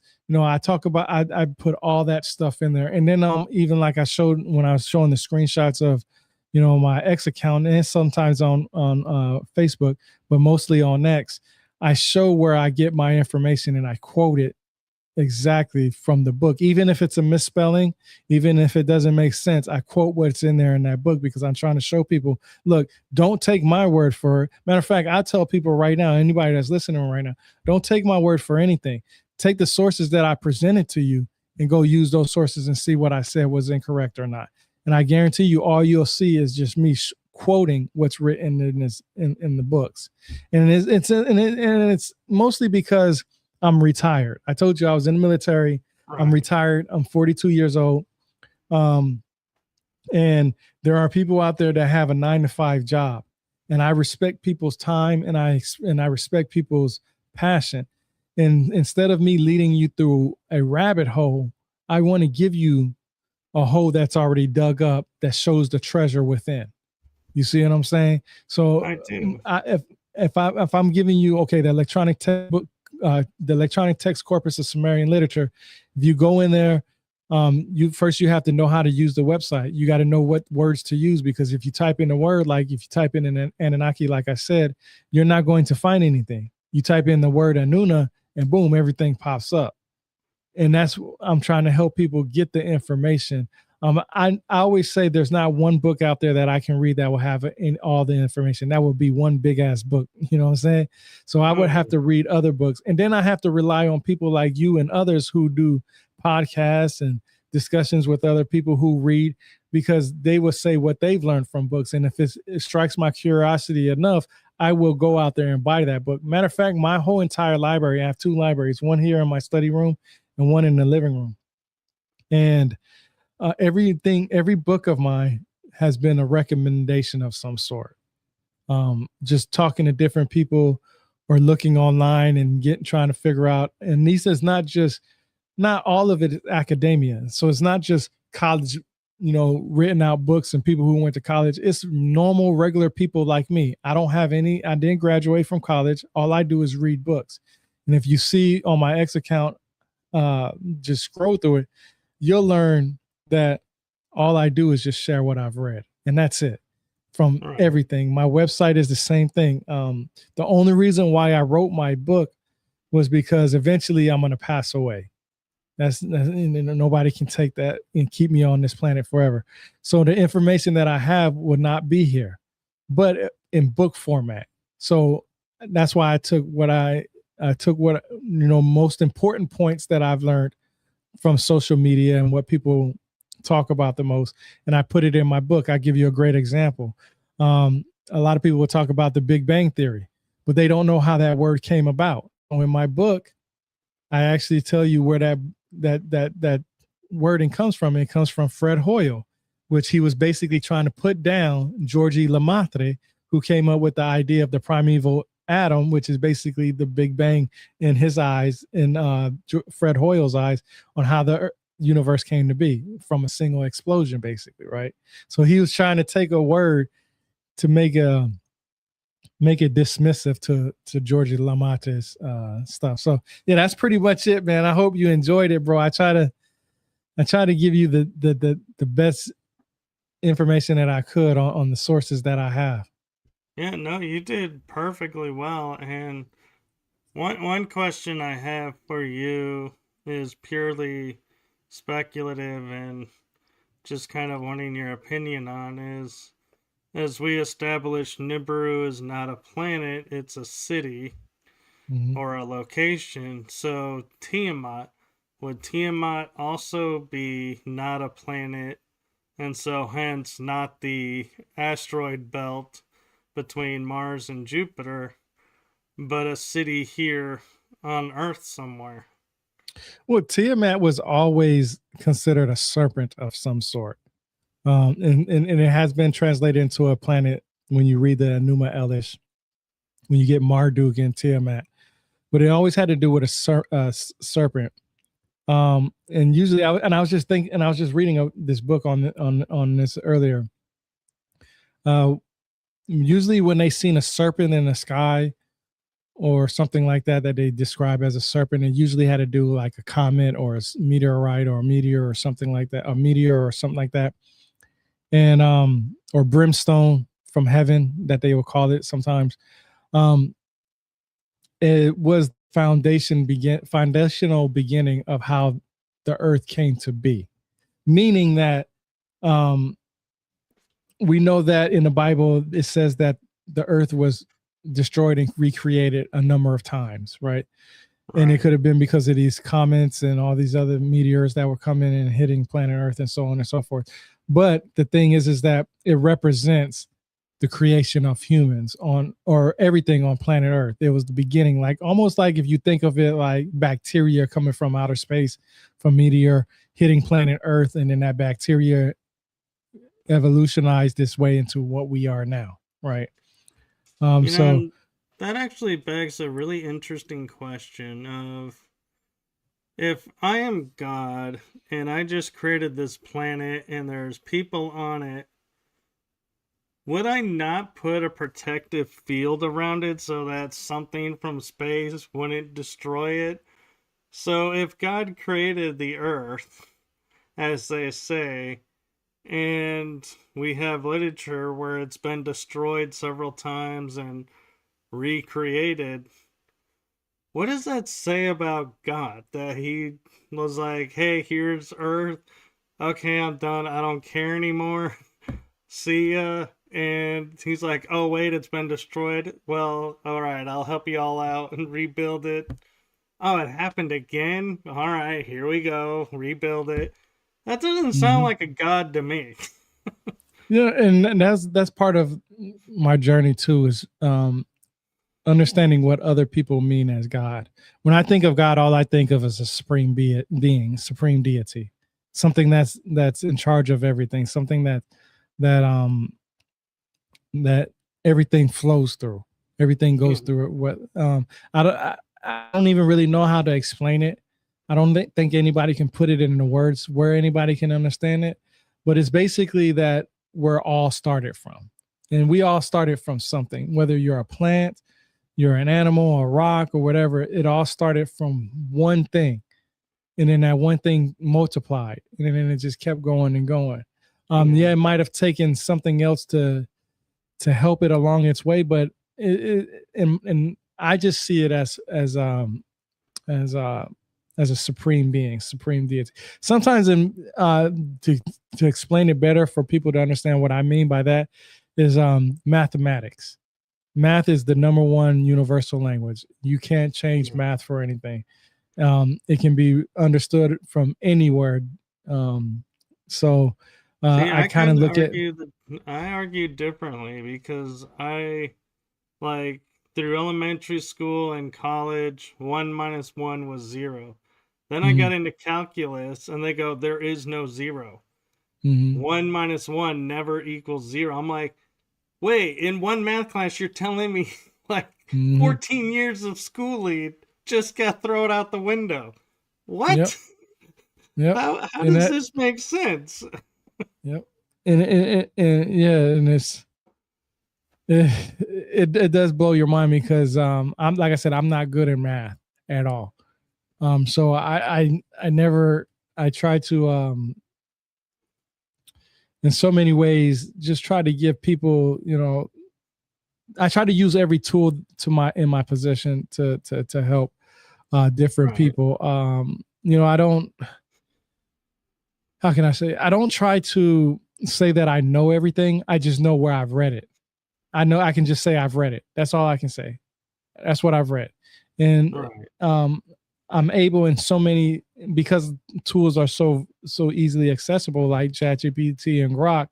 I could say, "Hey Grok," or ChatGPT, who's the first person that said Planet Nibiru was a planet?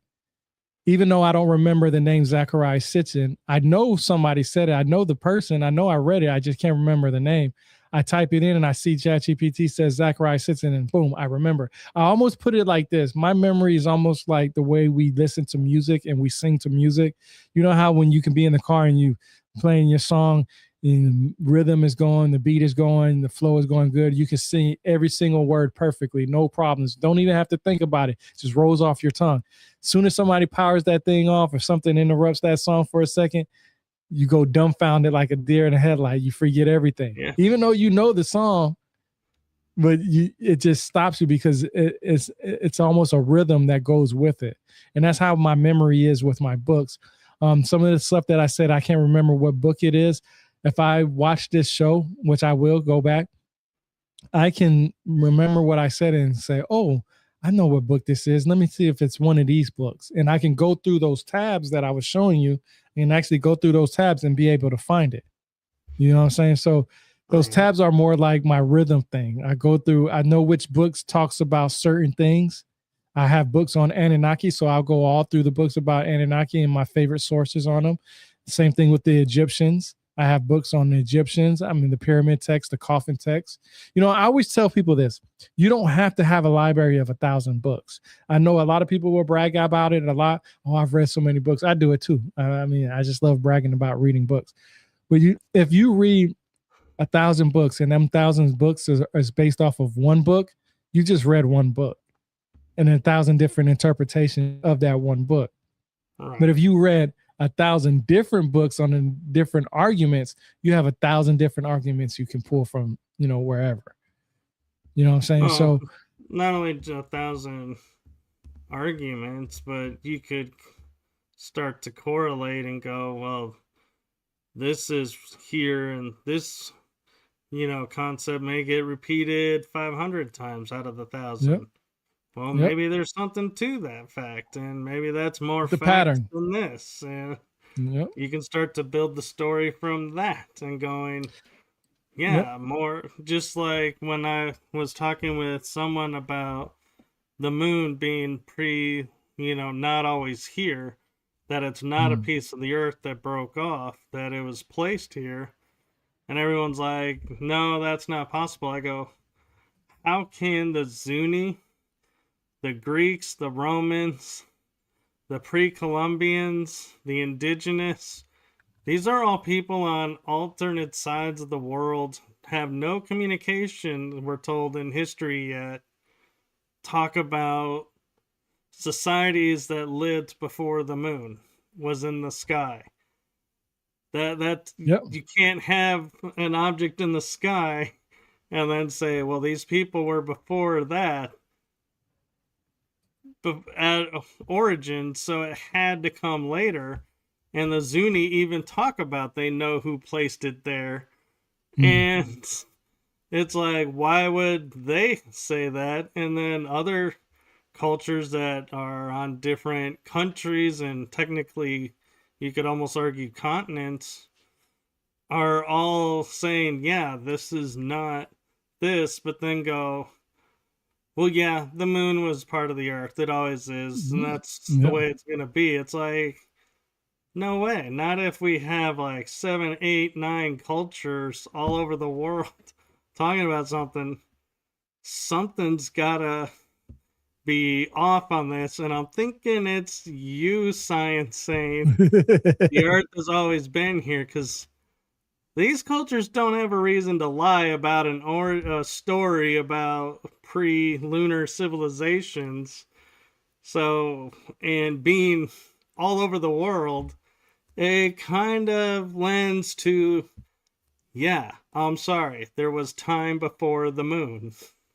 Yep. So you don't have to bring up the actual screenshot. I did find the Sumerian king list breakdown. Oh, I'll bring it up. And I'll read it real quick, because this is actually breaks down how you can look at the thousands of years into basic normal human years. So I said, when you see those numbers in the Sumerian king list, one simple way to make sense of them is to stop treating them as years and instead treat them like days, then convert them into normal human years the way we do today. You do that by dividing the number by 365.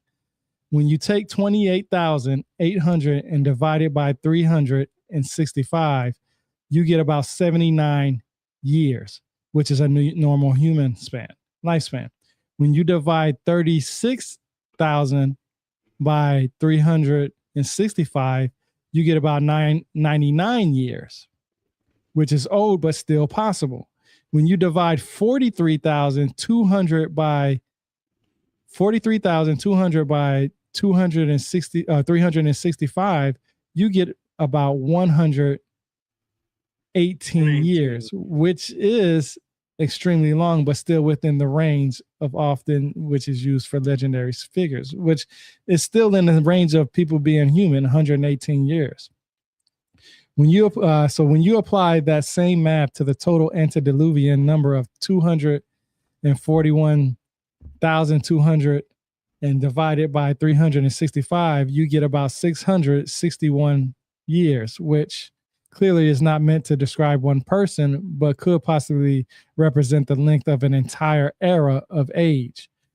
This does not mean the ancient scribes meant days instead of years, but it shows that once you apply modern math, those massive numbers can be understood in a human way rather than as people literally living hundreds of thousands of years. So this is something that I took from what I was reading, from everything that I knew about what we consider days and so on and so forth. And I hope I didn't mess up or misread something just because it's, on the other screen. But if you take a screenshot of this, copy it, paste it, put it in ChatGPT or Grok, it will tell you that that's a logical explanation. Now, I did that without the help of, without being math savvy, but with the help of ChatGPT and Grok. I typed in what I knew and said, hey, how can I do this? And I mean, 118 years old is old, but that's still acceptable.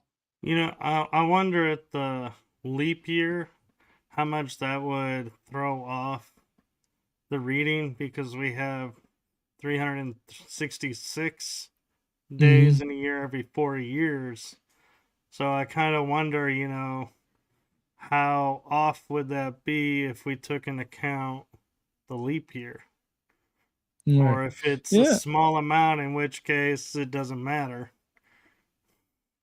Yeah, and that's why, for me, when I read about the Sumerian kings list, just to hear somebody say, "Oh, these kings lived thousands of years," I wanted to see how can I take this and put it into human years. Like, how can I take this information and apply it that everybody can see that would make sense in the modern aspect? And that's what I did, and that's what I do. I don't, and I'm not saying that I'm right on this. I just have an explanation that nobody has ever said, and they just say, because a lot of people say, "Well, how did they live thousands of years?" Well, my question is, how do you know they lived thousands of years? Let's figure this out together. And then I figured out that it's normal time frame.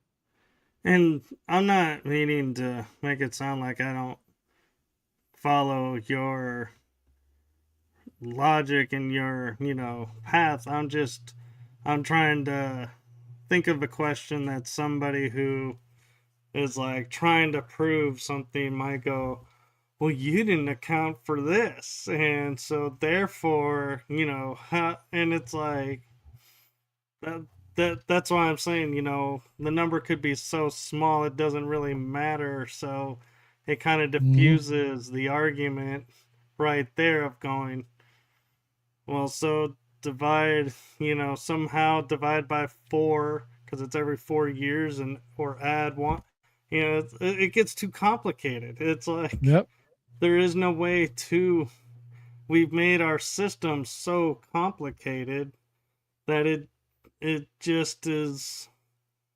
No one is meant, I think, to understand it. I think it's just meant to just be out there and people just blindly accept, because it just, when you go to try to understand it, it's like you're always going to find something that will be like, well, no, now if we take this into account, this is off. Well, now this could be off because of this.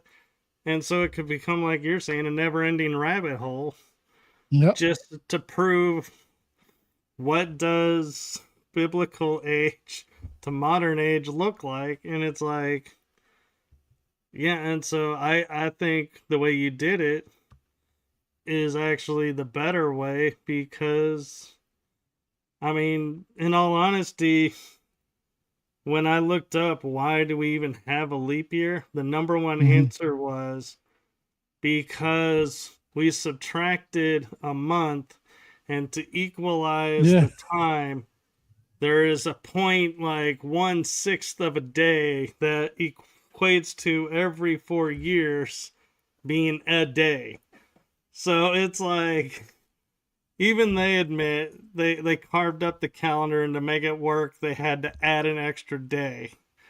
Yep. And so that the leap year day may not actually really be a true day. It's just an artificial construct made to make something make fit.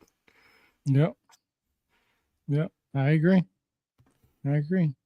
But yep, that was my whole presentation, man. I gave you everything that I could on that, man. You know, I'm not gonna lie, man.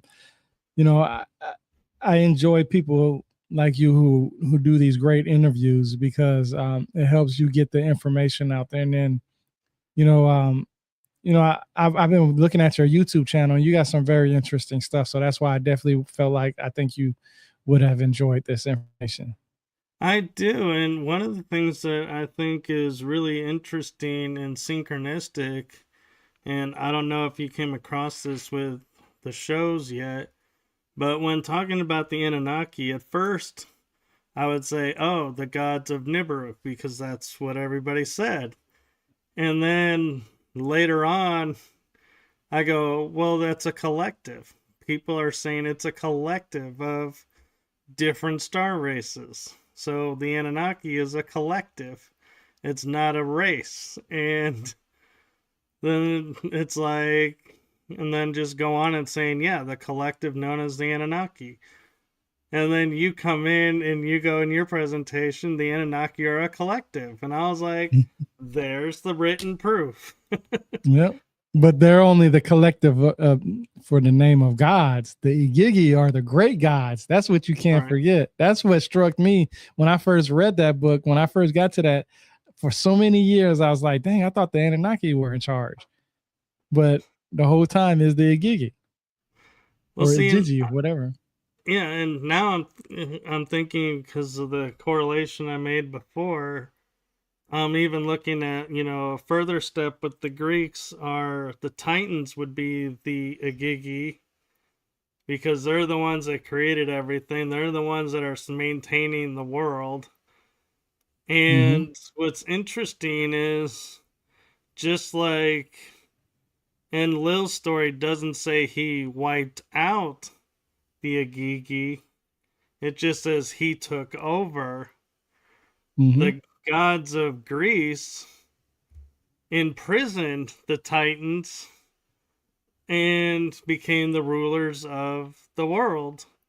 And so both stories really are still in alignment of saying, yeah, they didn't destroy anything because I feel like if these are the creator gods and if you destroy the creator gods, does the creation go with them? Because how do you know how to maintain this thing? And so it's like you need the creator gods because they need to maintain the creation. So Right, you don't right, kill the only one that knows how it works. right. Right. You're right. Absolutely. And I was going to say to Anna, I did not put up one of your comments because I speak very little Russian, and so I don't like putting comments up that I don't know what they say, and so that's why I did not put up your comment in Russian. If you could translate it to English, I will happily put it up if you haven't already, but I just wanted to address that's why I didn't add that one comment because I don't like to put up something I don't know what it's saying or asking cuz I'm assuming one thing, and if it says something else then I'm like, "Uh-oh, I don't want to get in trouble with someone going, "Do you know what you put on your screen?" "No." "Well, why did you put it on there?" "Well, I trusted the person."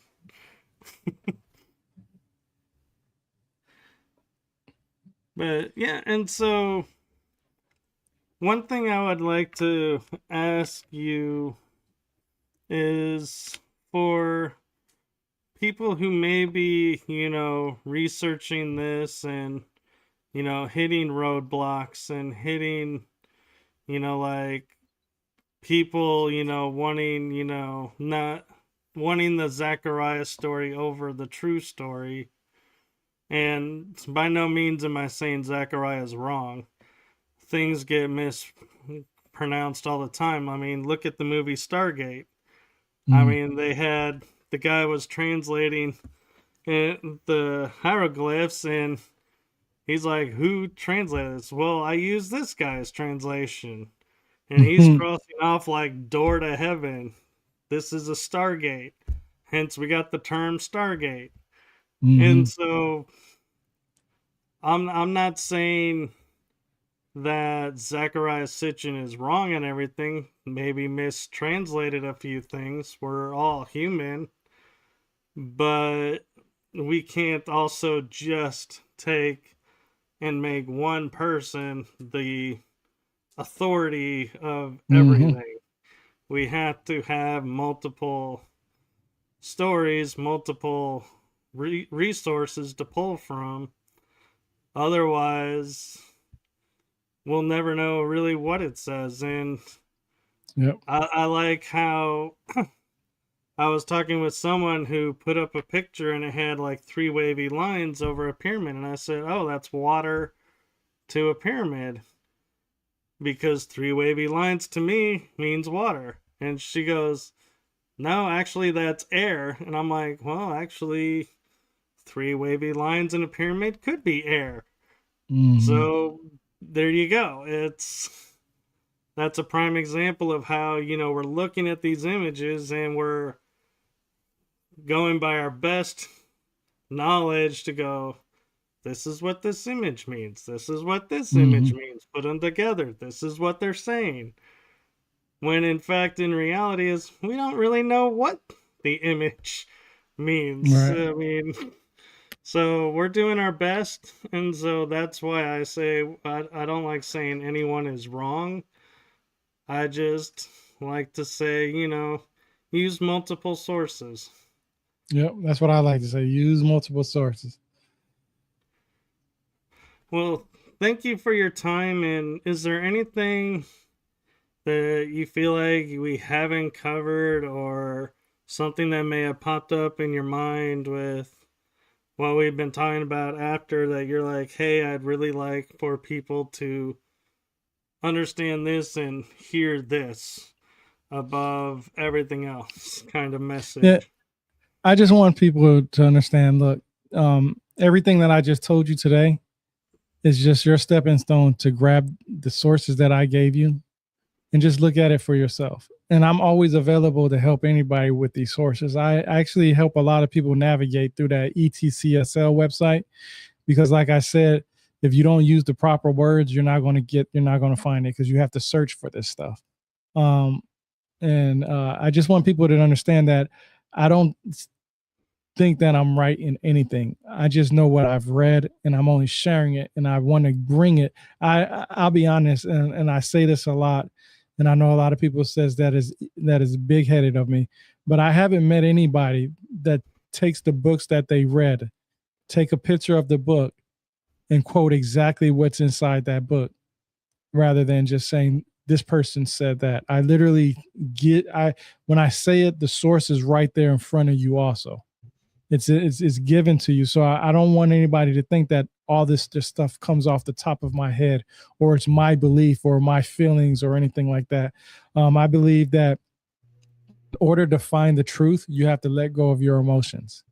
If you can't let go of your emotions, you would never find the truth because your emotions will always dictate what you believe rather than the facts. And that's why a lot of people can't believe that somebody's the way they are because they're emotionally involved with that person rather than taking that emotion out and saying, look, this ain't the right person. And I don't ever want to say that the journey will ever end. My journey ends the day that I'm putting it in the dirt. I will never be able to gain the knowledge that I want. Every single day that I take away from reading, I'm losing out on information. And there's only but so much you can do when you read every single day. I literally take 6 to 8 hours out of my day to read. And I try to present all that information by any means necessary to people, whether it's through interviews, sharing the books online, or doing videos. I literally try to give the best information. And I'll be honest with you, it makes me feel good to know that I'm on a narrow path of actually just sticking to the sources, no matter what my feelings may be. I started off with Zachariah Sitchin. His book came out in 1976. I didn't know about Samuel Noah Kramer then because I wasn't interested in Samuel Noah Kramer at that time. I was interested because of all the aliens and all that other stuff that was going on. You know, the Travis Walton story. You know, the Betty and Barney Hill. You know what I'm saying? All that stuff played a part. So I just want people to understand there are sources out there. It's just you probably haven't found that source yet. So when you're looking for these questions or these answers for these questions, you're going to have to do a deep dive. And sometimes you're going to have to take hours out of your day to do that. That means no TikTok, no YouTube, no, watching TV or anything like that. You got to put your head in those books, those articles, and even classes. Like I said, I've taken a class from Bar Ilan University. I do want to point out everybody is available. They have this opportunity to go to edx.org.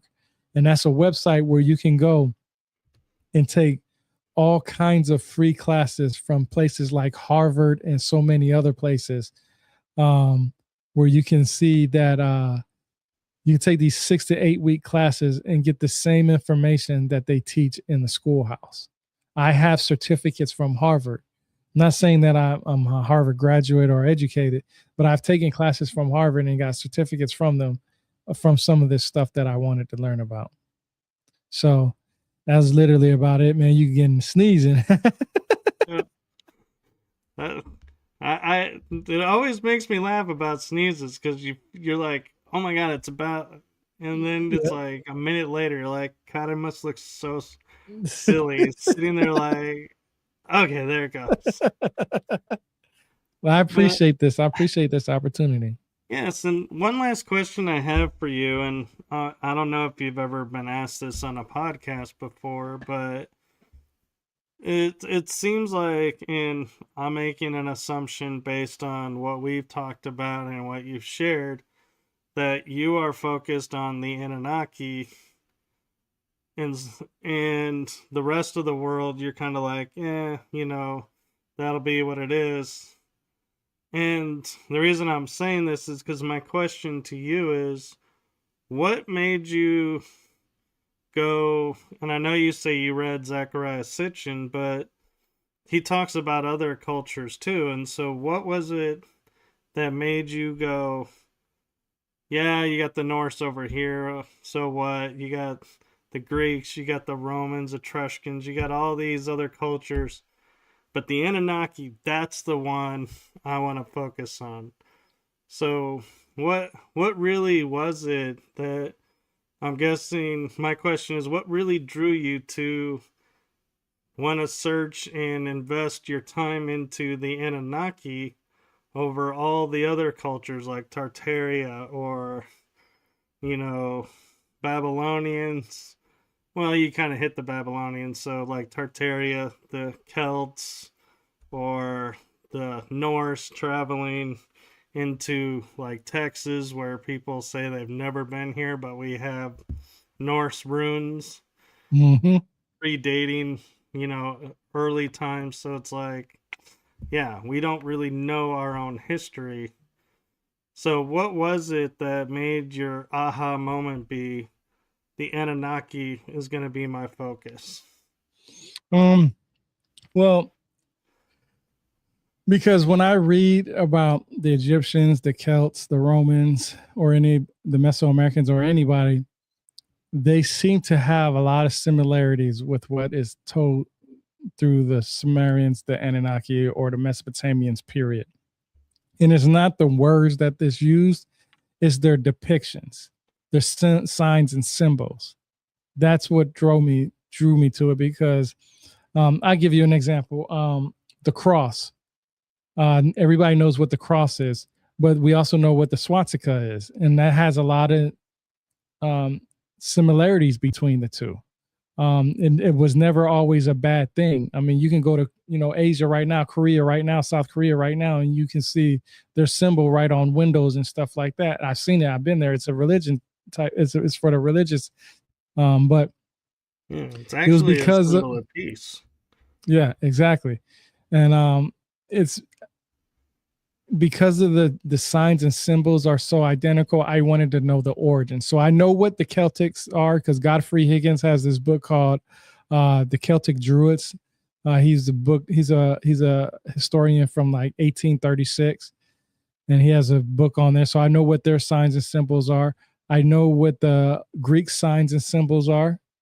I know the Norse and Romans. Matter of fact, Norse mythology is one of my favorite mythologies to learn about, just because it's always about bravery and how can I say it? Humanity. Yeah, that's humanistic gods. Yeah, there you go. That's the best way to put it. Yeah, exactly. So I love Norse mythology. I just talk about the Sumerians and the Anunnaki mostly. The reason why I did a presentation on them is because when you remember in the slideshow, I also had Norse mythology and Greeks and all that other stuff on the top.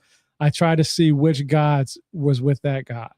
Like if the Celts had a god, who would that be related to towards the Anunnaki? And it's only because I just wanted to know the origins.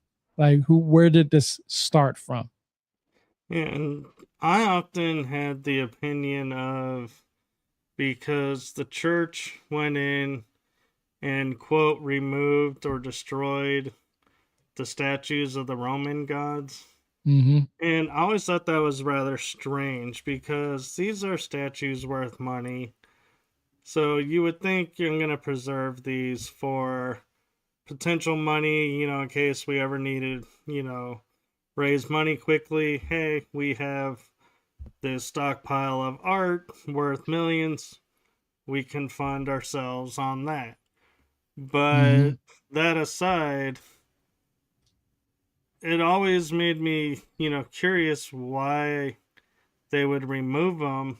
And my thought was, is it because Zeus and the Roman god, the Greek gods and the Roman gods and other gods were looking so much alike that they couldn't have that, because it would raise people's questions? Yep. Because if you see someone looking like this god over here and this god over here, wait, how did they look alike? Are they the same god? And then it's like, well, now your religion's out the window if everybody goes, well, these are the same god. And so I've often wondered, are the Anunnaki the gods of the Greeks, the gods of the Romans, the gods of the Norse? Because a lot of their people believe it are alike. Yep. A lot of similarities, a lot. Yeah. And it would make sense why, if you're coming in and saying there's only one God and this is the story, you can't have gods looking like other gods. You got to get rid of those. Yep. Gets that deep. It does, and we'll definitely have to have you on again to continue this, because I feel like we've only hit like probably not even the full tip of the iceberg. So yeah, I like I said earlier, I really didn't like doing PowerPoint slides. I actually have, and I was just looking at it, I actually have a couple of them that I did that I didn't even realize, but the Anunnaki one is the one that I put most of my time in. But I can definitely pull up, if you give me a subject, I can pull up any subject that, like, we can talk about Pleiades. I can bring up all the sources that I have about Pleiades, from the Mahabharata to the Book of Enoch to the Mesopotamians. to Taino tribe and the Taino tribe is basically the Puerto Ricans, Cubans, Haitians, and stuff like that.